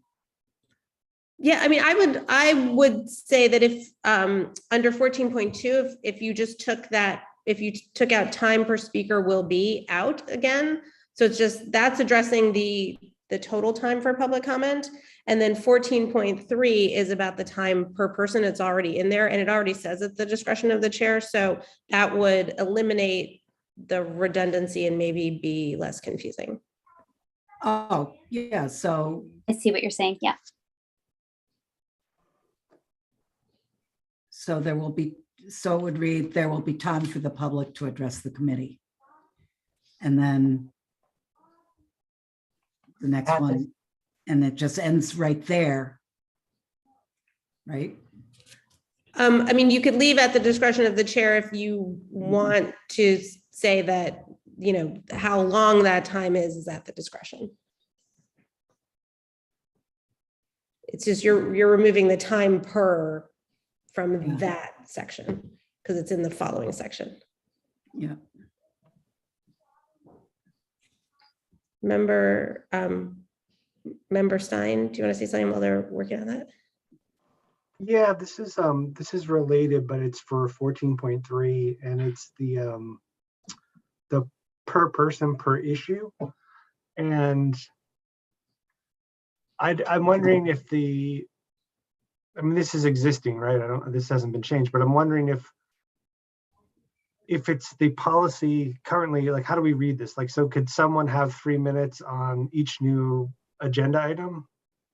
or do they only have 3 minutes total? Right, it sort of seems a bit ambiguous there to have 3 minutes per person per issue. I think that's a good point. Also, I don't think, correct me if I'm wrong, I don't think we say anywhere here that the public can only speak to items on the agenda. So to your point, Member Stein, issues are infinite. Right.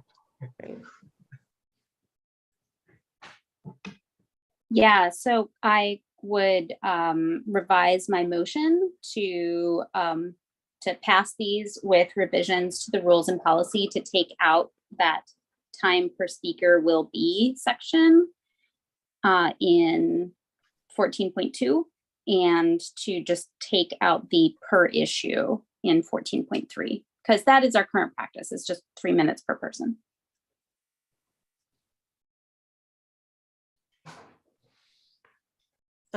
Member Stein, did you have something else? No, I'm sorry. I meant to put the hand down. It's okay. Member Levy? Sorry, I don't mean to belabor this. I just want to make sure there's transparency that even though it's at the, I just want to, can you say, Member Seraphy Cox, what is it that you're suggesting gets taken out again? In 14.2, yep. That the last sentence would read, there will be time for the public to address the committee at the discretion of the chair. And then in 14.3, it outlines what that looks like, but we take out the per issue. Perfect. From that. Okay. Section. Thank you. Yep. Will be done. And so that I can get it clear, in 14.3, we take out per person per issue, or not per person, just per issue. Okay. Yeah, and leave in per person because it's 3 minutes per person. Okay. Okay, is that how it, does that look good? There will be time for the public to address the committee at the discretion of the chair and then limited to 3. 14.2 still needs a little work, but we trust you. Okay, Emily, make a note. Or else try to put it in the shape that it was, because I am having editing problems. I've got the notes. Oh, good. Good, thank you. Okay, any further discussion on the rules of procedure? Okay, so I think since we're working on these individually, roll call, please. Annie. Was it? I think that the motion was for both the policies and the rules of procedure. Am I right, Member Seraphy Cox? Oh, was that right? Okay, apologies. Okay, so we've moved on. We've done that one. Let's move on to ACAB.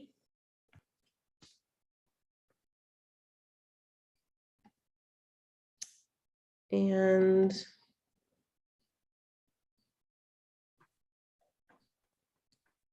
any? So ACAB is a policy about prohibiting sexual harassment and other forms of harassment and discrimination. And Member Giese, it looks like you are perhaps available again.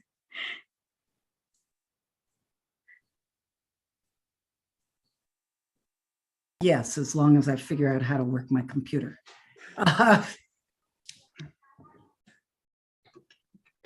Hold on. Granddad just can't get together to get them in bed. This one was, again, mostly, we're talking about ACAB, right? Yes. And this one was pretty, it had been worked on by, I'm having a senior moment here. Our Attorney Taylor. Yeah, about, she had done extensive work on it, and we just took in, there wasn't a lot of changes to be made when we looked at the recent changes that MASC had suggested. So it looks like there's maybe, is what's highlighted an addition?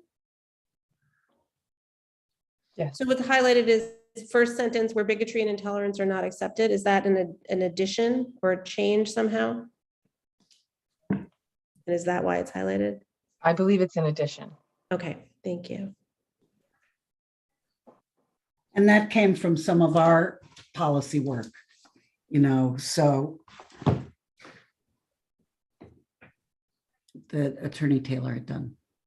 Okay, thank you. Any discussion on this addition? Okay, I don't see any. So we can move on to BDB, school committee officers. Here it was pretty straightforward.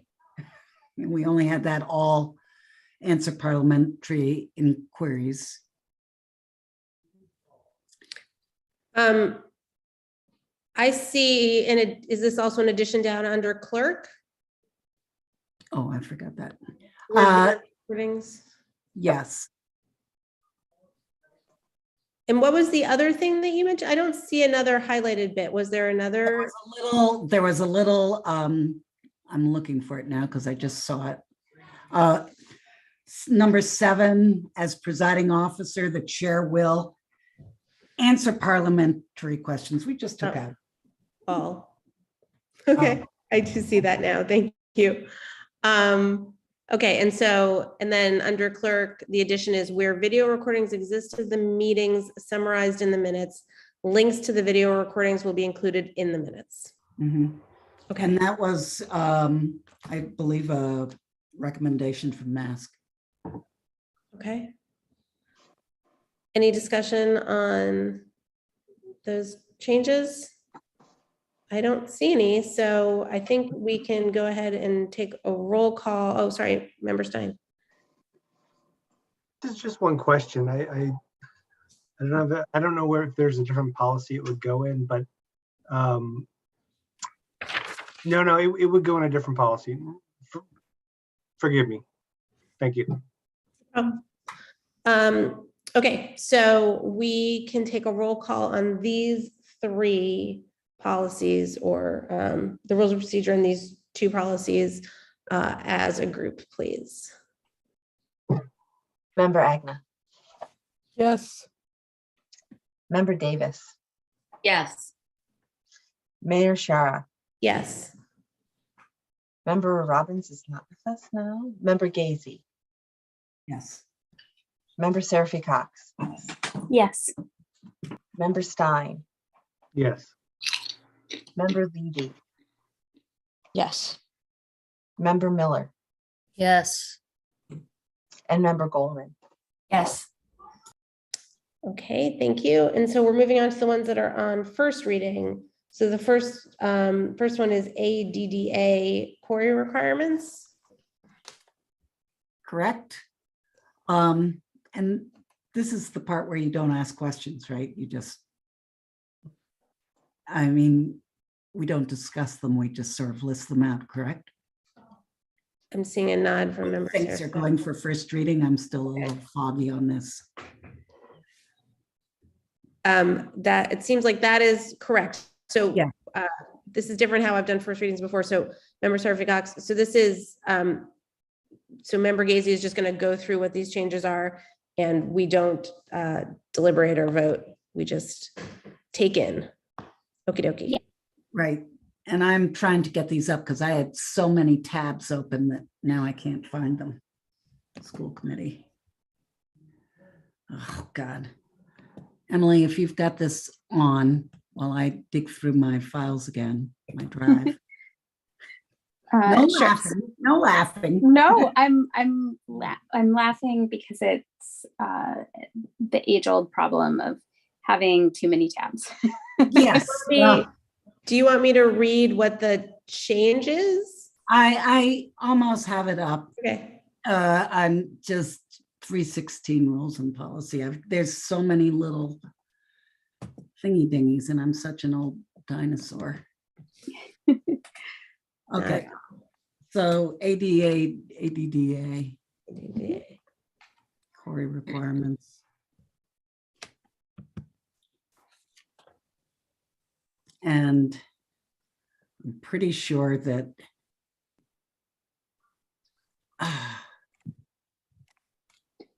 So ADDA was at the April 12th meeting that we edited that one. Yes. And there was a lot of very old language in the old policy. It was adopted in 2005. I know that there was the internet then, but a lot of the things that were listed were quite antiquated. So the additions we just took the new MASC policy and then made our own additions that are underlined.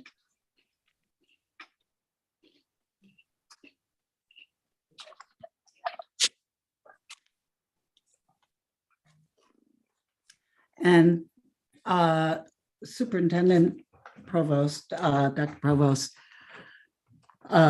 sort of gave us a little schooling about how queries are, who gets to look at queries, and perhaps you can speak to that.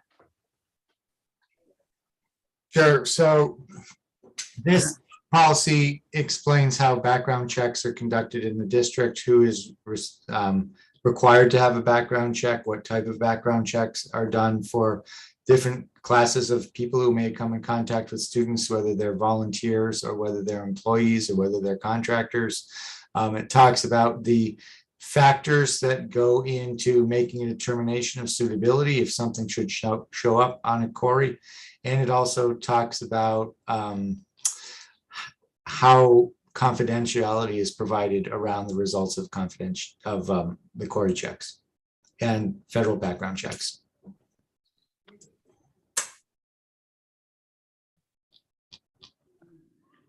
Okay, then moving on to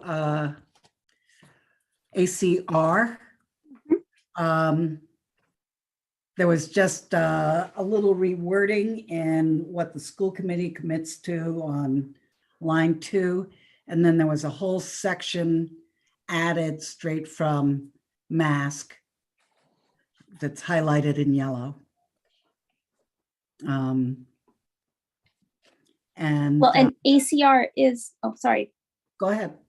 ACR is a completely new policy. Oh. For us, is that correct? That's what I have written down. Yeah. Harassment and retaliation. And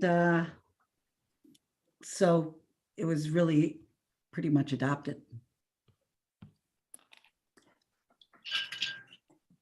Although I am still confused about whether AC non-discrimination, ACR means AC revised, right? Is that what the R stands for? No, it doesn't. It's not revised. I think it may be regulation. I can see if I can look that up, but AC still exists as a policy, and we have that. And ACR will be a new piece that goes underneath AC. So that's the AC discrimination, non-discrimination. Correct. Oh, man. So there it is. Read it and weep. Okay. And then the last one is. Before we move on, we've got a couple hands. Member Stein. Oh, I wasn't even looking at that. I have a very ignorant question, which is I don't really understand first reads and second reads. So Yeah. I just didn't know if more experienced members of the chair could kind of give us new members education on this. That would be great. Sure. Member Seraphy Cox, would you like to? Since I also am a little bit confused as to the point of the first reads, but I would love to know. I did first reads and second reads predated my extensive term on the school committee. In the past, we had done the first read in order to get feedback from the school committee. And then the second read was where we ultimately passed it. And the idea was that then we get the feedback in the first read, and then the second read would just pass because we had already gotten feedback.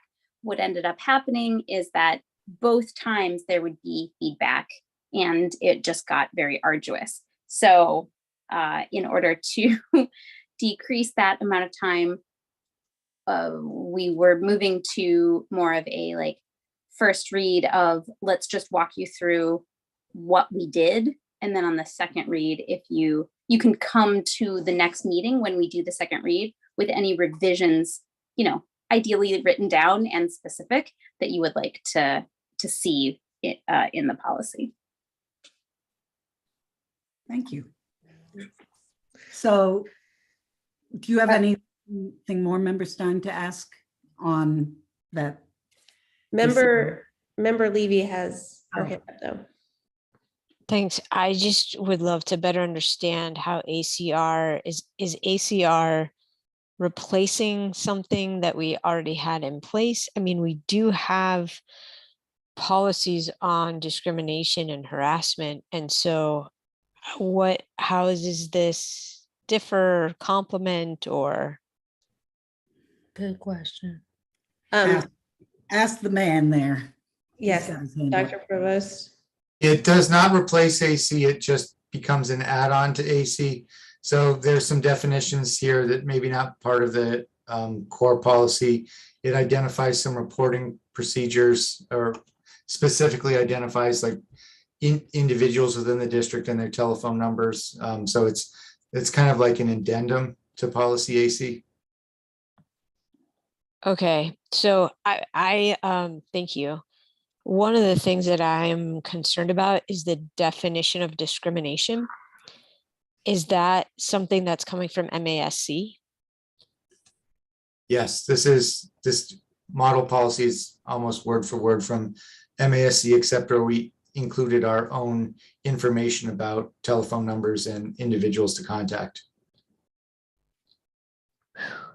Okay. I'm like, yeah, very concerned about that definition, but I obviously, if it's coming from MASC, then it has ideally been tried and it's been passed because it works for, this is just, to me, that's not what discrimination is. That might be harassment, but discrimination and harassment aren't the same thing. And so I don't necessarily want us as a district to have our definition of discrimination that's separate from what is coming from MASC, but this, I'm trying not to laugh, but this definition is really not a good one. So I would, I'm not really sure what to do with that, other than I'm happy to help reword it. But again, I don't know if the committee wants to reword wording from MASC. I'm just curious what others think about that. And then if you want me to help, I'm happy to, but if you want to leave it, we can, but I might keep thinking about that. Dr. Provost, since it is a policy that sits under AC, I think maybe the best thing to do would be to try to harmonize the language with the definitions that are in the core policy AC. So we could take a look at both of them when we finally vote on this.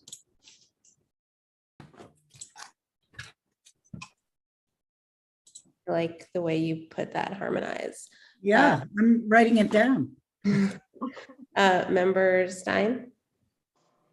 I mean, I would, if I understood Member Sarah B. Cox correctly, like, I would just encourage Member Levy to maybe send some suggestions on changes that they could then use when they think about harmonizing the entire document. So that some of that conversation may be able to happen at the subcommittee meeting, and then we'd benefit from that when it comes back for that second read. Obviously entirely up to your discretion, but I think MASC is a good place to start, but I tend to agree with you about this not really being a sterling example that we want to just keep without tinkering with. So Yeah, just a suggestion, or actually a request for us. Yeah, I think to Dr. Provost's comment, I would, and obviously don't have it in front of me right now, I would want to see what the definition is in AC, because maybe that one's just fine. Well, I would love to have your input when we get down to it. Member Seraphy Cox? I just looked at policy AC and it does not have a definition.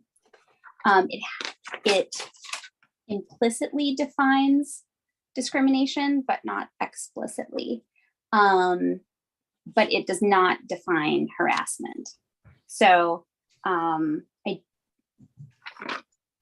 I reiterate that would be great. Also, we passed a slight revision to policy AC at last month's meeting. So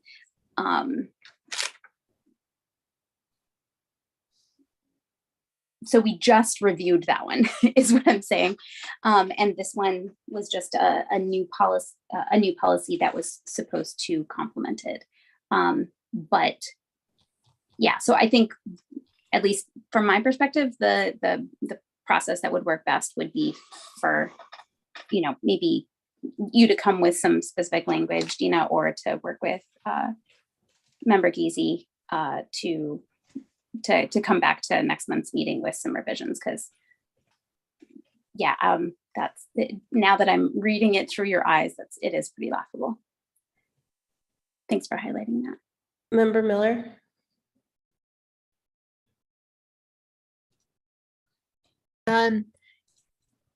When I'm reading it describes to me harassment, but discrimination is something completely different that's not in that paragraph. I would want to be able to suggest revisions, but that's my initial comment, is that it describes harassment, but it does not describe discrimination. Okay. Sounds like we'll be moving towards creating our own definition to add to that. Okay. Are we on to BDE? Yes, the last one is BDE. And this one was mostly, we had to add a couple of subcommittees, the curriculum and the negotiating one. We just cleaned up the language on when the election should be. And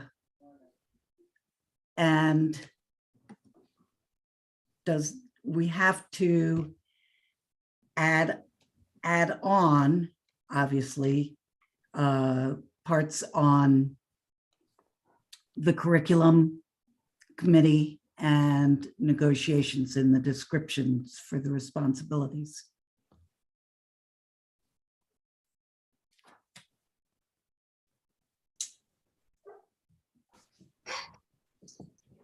Okay. Any other questions or comments on BDE? All right. Sorry, Member Stein. This is a question that, tonight we didn't hear sort of the mission statement or charge of the curriculum committee, but I'm noticing here that this might be some version of that. So I'm just,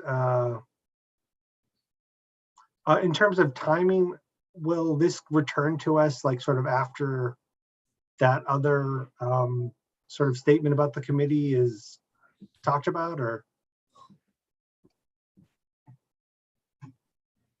Member Seraphy Cox, or yeah.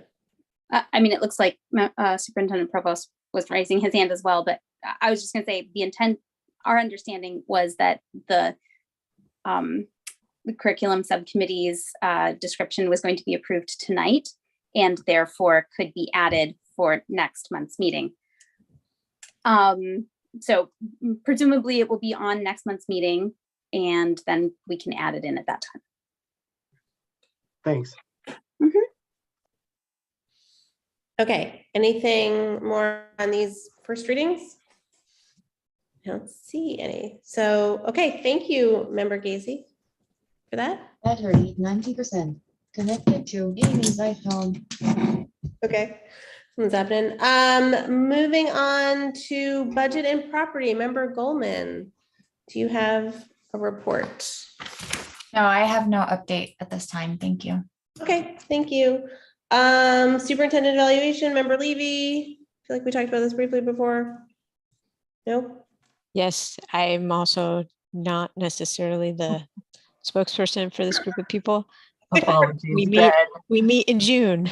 That's our update. I'm gonna keep on calling on you until this happens. You understand? Apologies. Okay, Nick, we are up to the business administrator report. Thank you. Good evening, everyone. My May business administrator report. In your packet, you have a few documents as usual, including the FY22 appropriation report, which is our monthly expenditure report on our local budget through April 30th. At this time, we've begun our end of year closing processes. So you will see the deficits in various accounts begin to disappear as we do transfers. At our June school committee meeting, I will request permission to make all necessary transfers in order to close the year. Many of these transfers will be greater than $10,000, which, as you know, requires school committee approval to do. But the way in which one has to do the end of the year closing process, you can't know all the transfers that you have to make until the year is actually over. So, you know, traditionally, business administrators have asked permission of the committee to be able to do transfers in order to complete that process, even though some will be over $10,000. Item number 2 on my report this month, I wanted to inform the committee that we were recently awarded a one-time assistance grant from DESE in the amount of $10,755. This aid was distributed to districts that experienced, quote, pandemic-related disruptions in their enrollment. I had no idea this money was coming. Honestly, I got an email about it during April vacation, and a couple of days later, the treasurer reached out saying, "What is this?" But anyway, this aid was, it's considered a grant and is not an addition to our local budget. The money will be used to cover some of the unexpected expenses that have come up during this year. As you know, there have been many. For gifts under $1,000 this month, there was a total of $2,918 in donations during the month since our last meeting. All of these donations were under $1,000. They just added up to that total of $2,918, and all of them were given in support of the mural project at JFK and NHS that Member Davis had spoken of earlier this evening, which I certainly do want to go see now that I know it's getting close to its completion. And then the last piece of my report for this month is you have the 2 copies of the bill warrants that Member Agna approved during the month of April. So that's my business report for the month of, for month of May. And I can move right into the personnel report if you'd like. In April, there were 4 new hires. There were 7 separations and 1 transfer of an employee from one position to another. Our demographics of this looked like 87% of our employees that separated were female, 14.3% were male, 71.4% were Caucasian, 14.3% identified as both being Hispanic and white, and 14.3% identified as being both Black and white.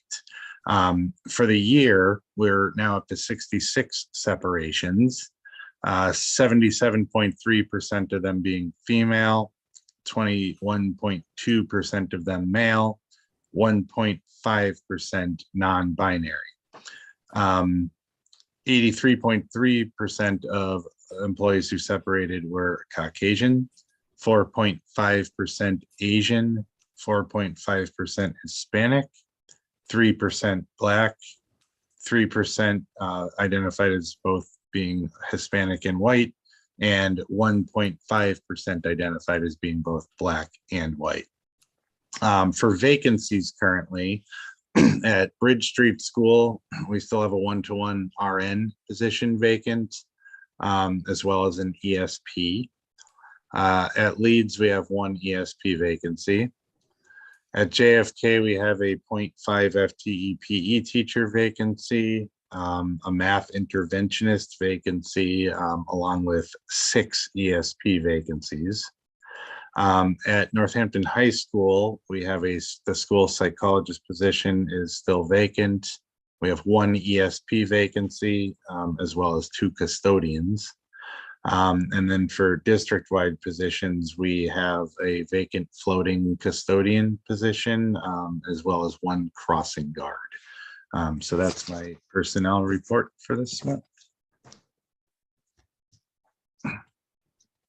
Sorry, I see a couple hands. Member Seraphy Cox? Hold on, you can't unmute. Thank you. I noticed in the personnel report that there were 3 separations from 1 program at Bridge Street School. That program, of course, also is related to an MOA that this body passed last month. So just wondering if you could speak to anything related to that. I don't really know why any of the folks from that particular program separated. Well, actually 2 of the 3 of them I don't. The other one, I believe, took a job as a lead pre-K teacher somewhere else. I'm not sure where, but I don't have any further information on why any of the other folks left that program during the month of April. Okay, well, I mean, I've been in communication with John and Annie about getting that MOA moved forward, so would love to see that happen. Member Levy. Thanks. Can you help me with the math? I was starting to do it and then it's a little too late for me to do it successfully. Can you add together the percentages of the people of color who've left the district in this report? Yeah, give me 1 second. Would you like me to include folks that identify as being more than 1 race in that? I would, please. Okay. Thank you.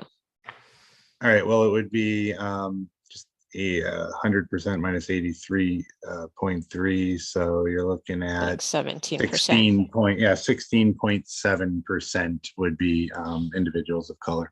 Okay, thanks. And do we know what is the percentage of individuals of color who work in our district? It is lower than that. Off the top of my head, I don't know. I'm going to need to look on the DESE website.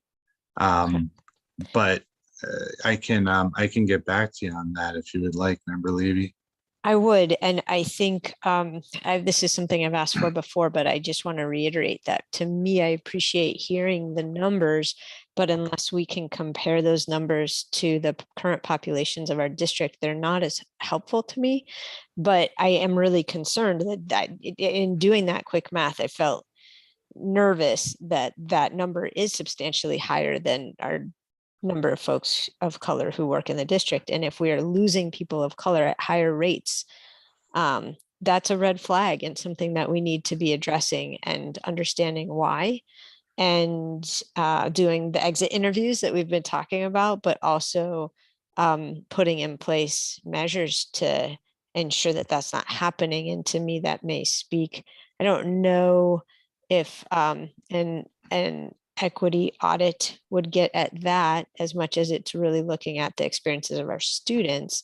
But I know there's current surveys out there about why people are potentially leaving the district. And I hope that we are different, that we're collecting demographic data of people and that we're going to be able to parse it out by demographics as well. Because if we're losing people of color at higher rates, we need to be addressing that.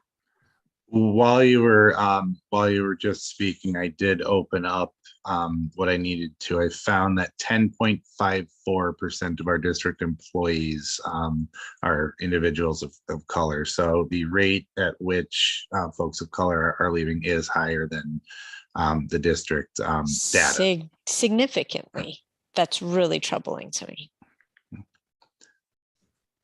I'm sorry, Nick, can you say that number just one with the points, you know, point, blah, blah, blah. It like flies in and out of my head. Can you say it just one more time? Yes, 10.54% of our staff members are individuals of color, and 16.7% of people who have separated this year are individuals of color. Okay, thank you. Yep. Okay, any other questions for Nick? I don't see any, although I can't see all school committee members for some reason. They're all bouncing around. Oh, Member Stein.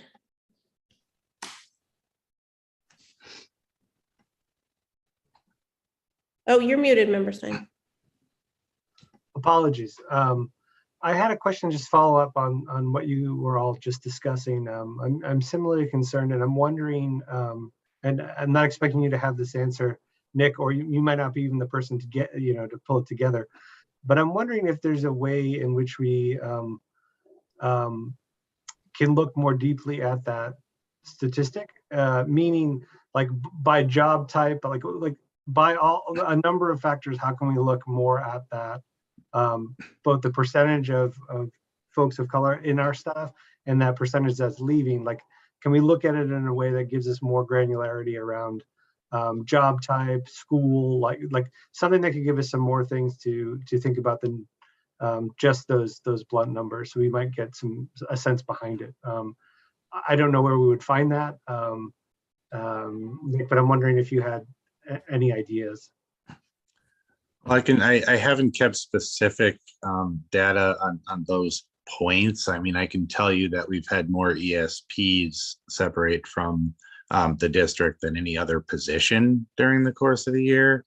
But in terms of school trends or even, programs within school trends, I have not done that. I mean, it's certainly doable. It's just a matter of adding the extra data points to the, what I'm already keeping. It's certainly doable.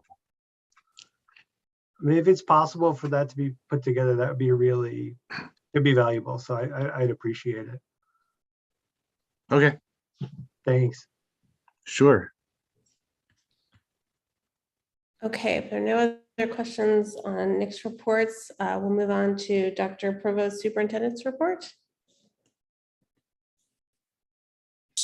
Thank you very much. And I have to do the correct screen share because no, I don't know how to do it. I do have a video coming up. Can someone remind me how to screen share so the sound comes through?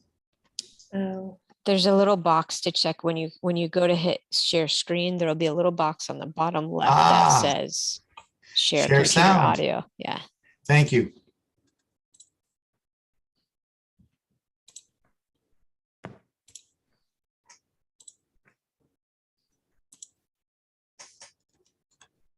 Okay. I'd like to begin by commending Northampton High School students Caroline Cooper, Amelia Ritt, and Lily Shipmock for being chosen to showcase the work our district is doing to encourage composting at a recent Massachusetts Farm to School conference. Thank you for representing yourselves and your school proudly on this stage. You make us all very proud of the work you're doing in the district. We're partnering with Self-Evident Education to make a first of its kind opportunity available for our community. I want to just share a short video about that, and then I'll talk a little bit more about the event.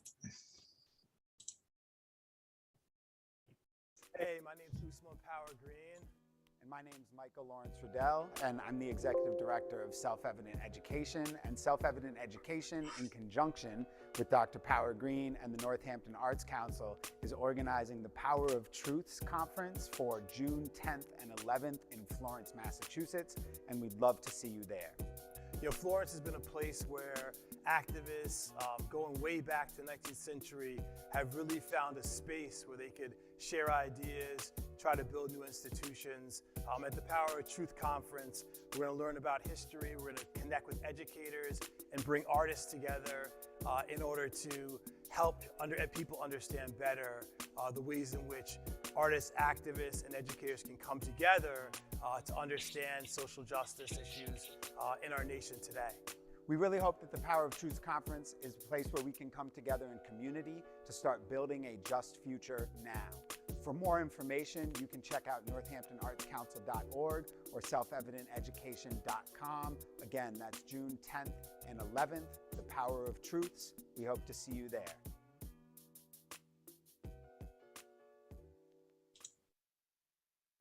And I'm here to announce tonight that I've been coordinating and negotiating with the Power of Truths organizers to make a block of tickets available to our staff, students, and families.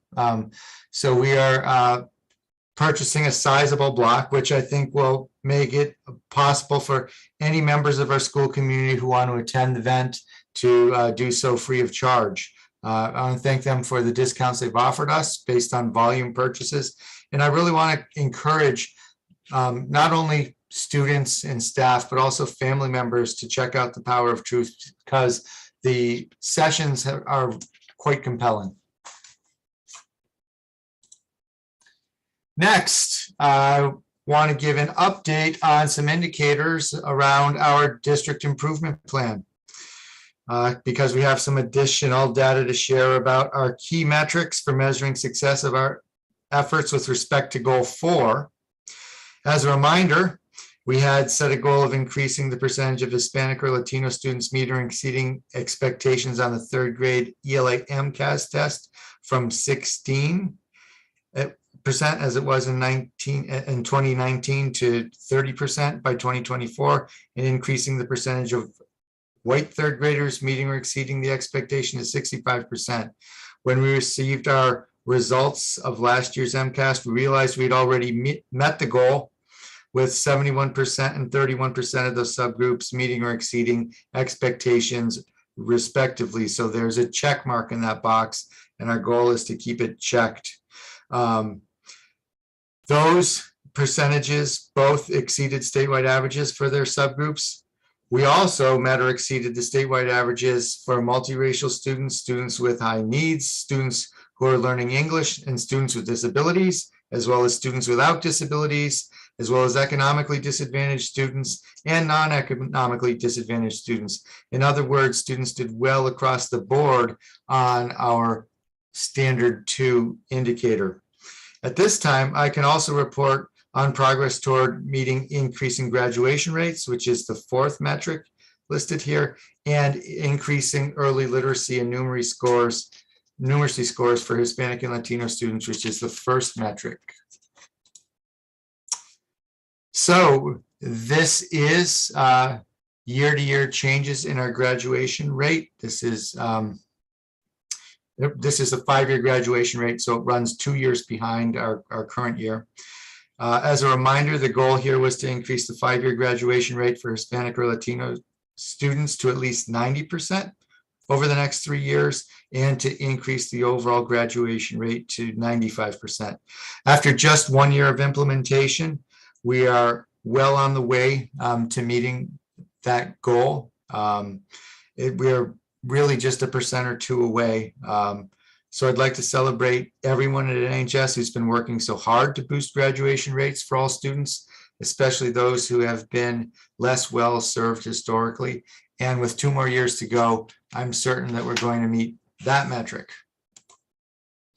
The goal for our early literacy and numeracy measures was to close the gap between the percentage of Hispanic and Latino students scoring above the 25th national percentile, which is the cut score for concerns about potential learning problems, and the percentage of white students in the same band.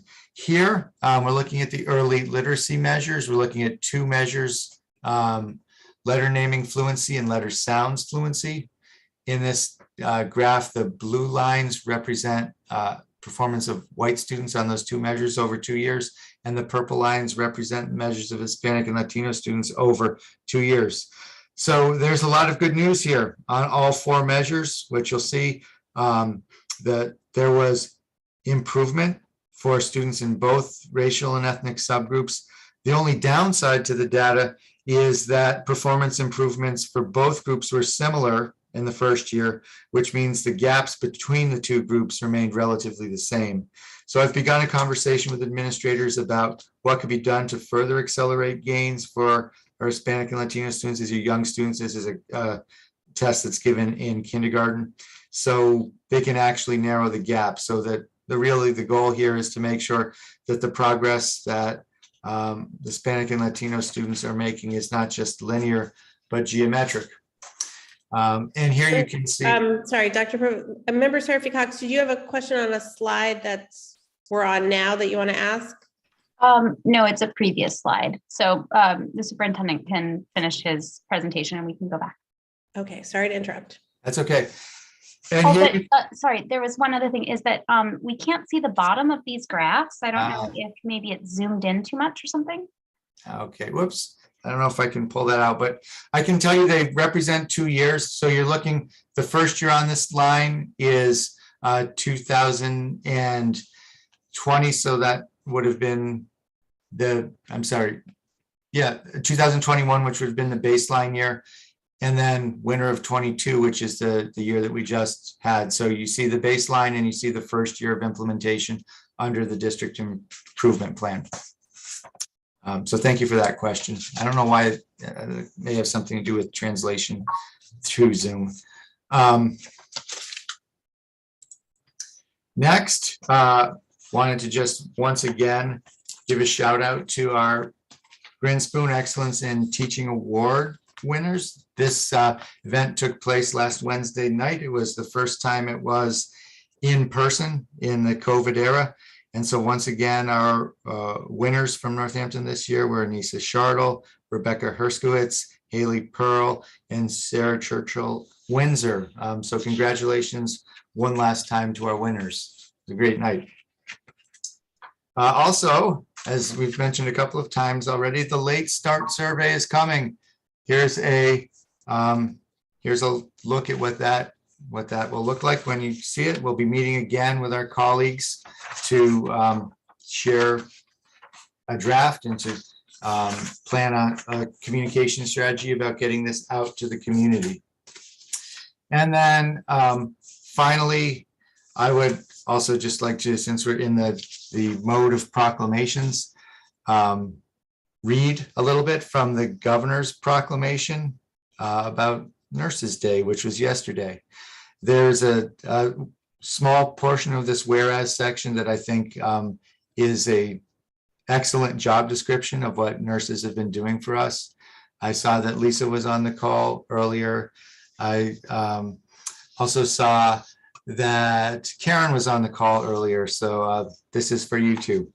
Whereas school nurses have served a critical role in improving public health and ensuring students' academic success for more than 100 years.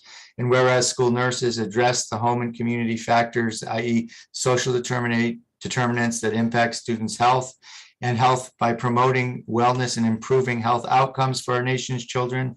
And whereas school nurses support the health and education success of children and youth by providing access and care when children's cognitive development is at its peak. And whereas school nurses are members of school-based teams, i.e. health services, 504, IEP, disaster, emergency planning to address school populations. And whereas nurses understand the link between health and learning and are in a position to make positive difference for children every day. And whereas school nurses should be celebrated for their efforts in meeting the needs of today's students by improving the delivery of healthcare in our schools. And whereas school nurses contribute to our local communities by helping students stay healthy in school and ready to learn and keeping parents and guardians at work, and not just this school year, but every day. It's important to remember throughout the year and really honor the work that our school nurses do for us. And for the last 2 years, they've been doing exceptional work, keeping us all safe. So this is a day late, but to all the school nurses, thank you for what you're doing. Okay, so that is my report. I'll stop the share and take any questions anyone has. Okay, excellent. Thank you so much for that report. And congratulations on the amazing work forward, movement forward on the district improvement plan. It's always remarkable to hear how well we are progressing. Member Sarah P. Cox. Yeah, thanks. My question piggybacks on what Mayor Sciarra was just talking about in terms of gains in the district improvement plan. As you said, Superintendent Provost, you put a check mark there in that box, and that's great to see that number be realized. Of course, my assumption is that you said our goal is to keep it checked.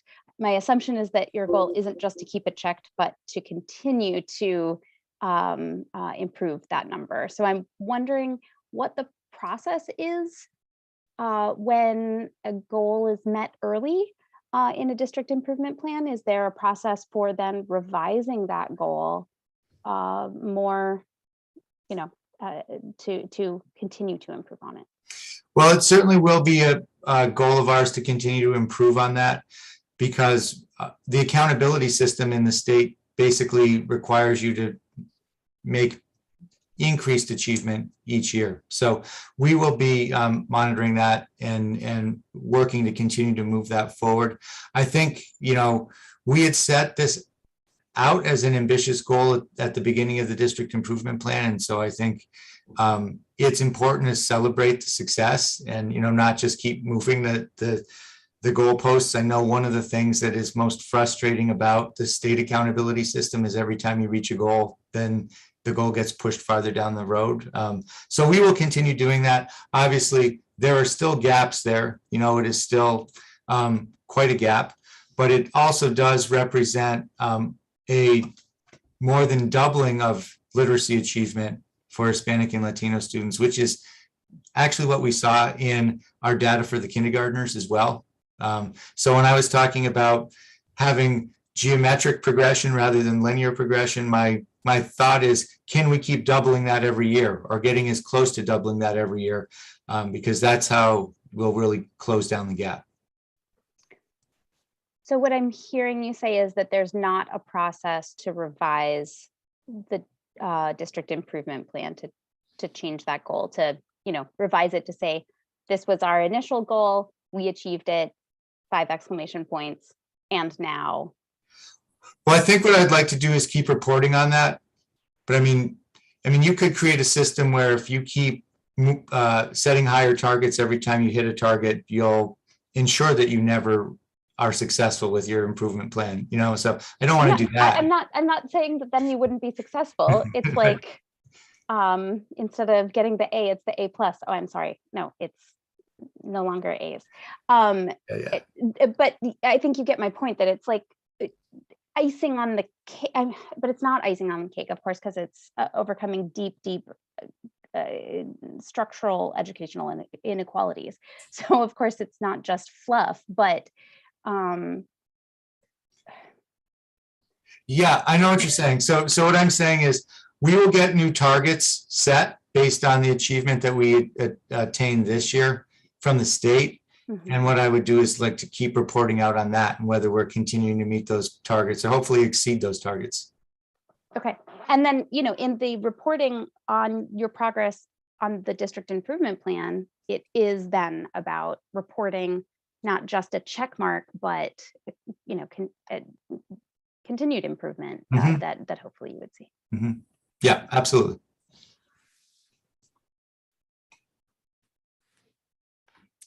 Okay.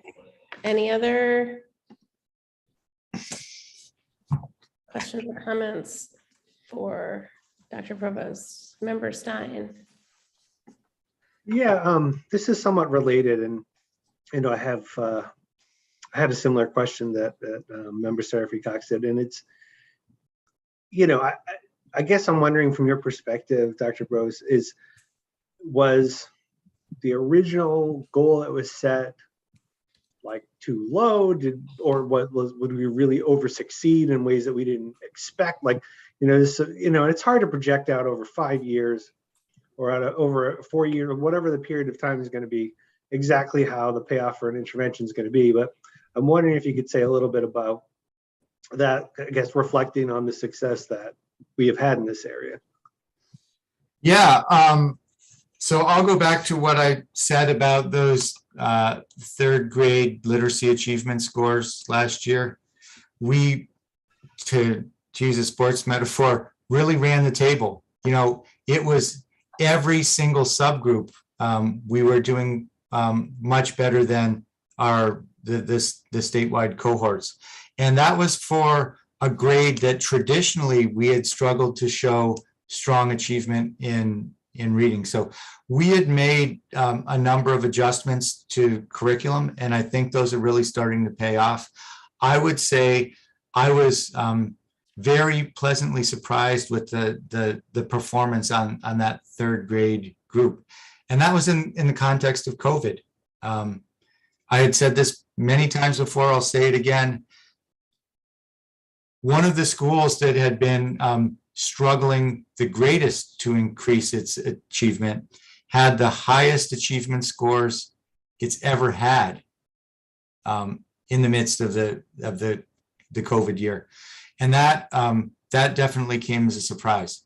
So I don't think it was a matter of setting a goal that was too low. I think it's a matter of a lot of the things that we had put in place to try to make sure that students have high quality learning experiences are really starting to gel in a very supportive and reinforcing way for our students.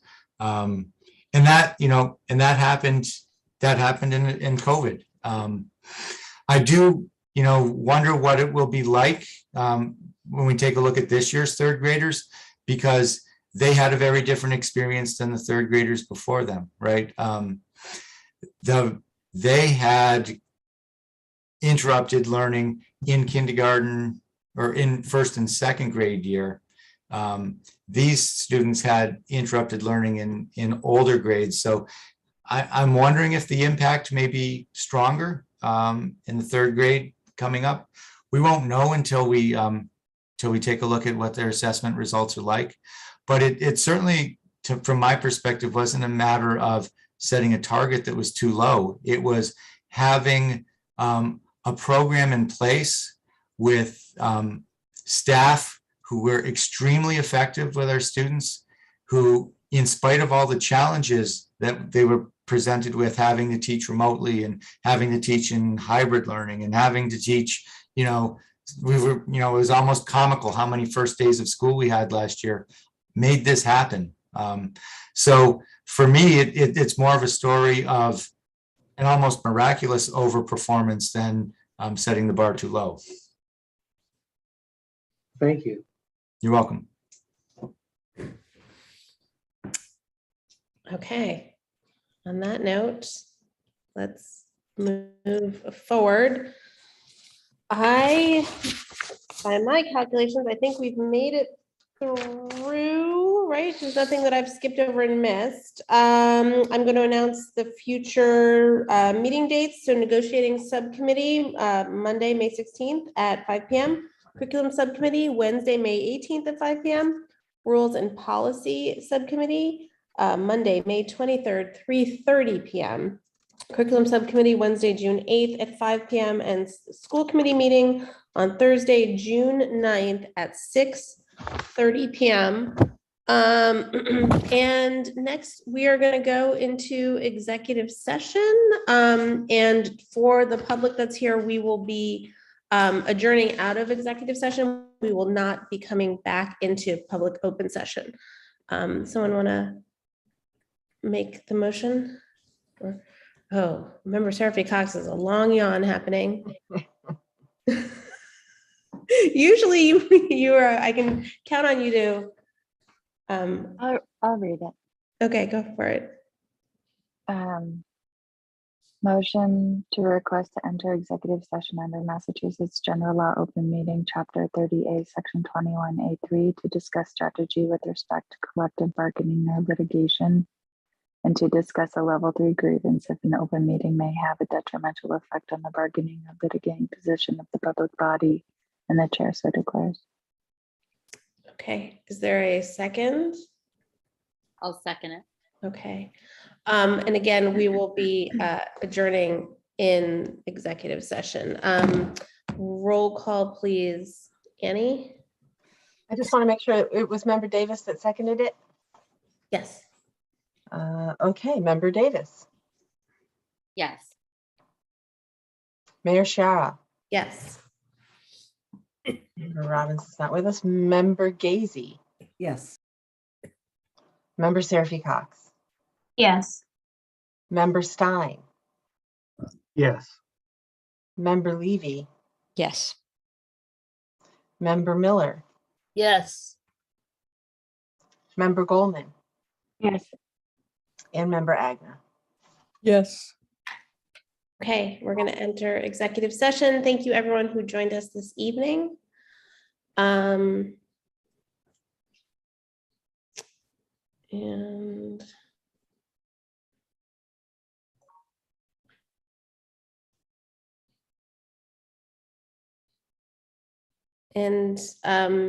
you know who I don't see Layla, John. Are you texting her? I did text her. Okay. And who is someone have the list of who is going to be in this executive session with us? Well, Sarah Churchill. Recording stopped. Sarah Churchill Windsor should certainly be here. And Sarah, who from your team is here for the grievance? I saw Sarah before, but I don't see her now. Do you? I don't see her. Oh, there she is. She's right here. She's waving. Oh, sorry. Hi. I don't think she can unmute. She can though. unmute. Okay, there you go. Hi. Hi. Sorry about that. So you were asking who's going to be here. Myself, Maria Vega, who is the chapter coordinator for the clerical unit, which is in question this evening. Maria. And Andrea Gito is also here as well. I see Andrea. I don't see Maria. Like 2 seconds ago, I just got a notification. It said Maria's phone left, like right when I was saying who was going to be here. So I believe she just got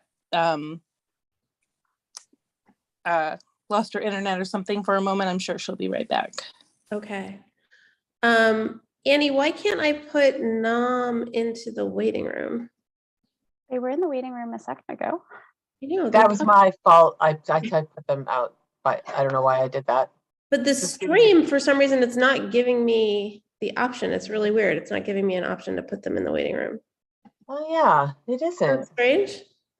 That is strange. It's different options than anybody else, and I don't know why. Oh yeah, I wonder what that is. Like I can't even. Let me remove the co-host position on one. I don't know Yeah. why it's even Maybe on you there. can't. You can't. There we go. remove the Okay. co-host. Okay.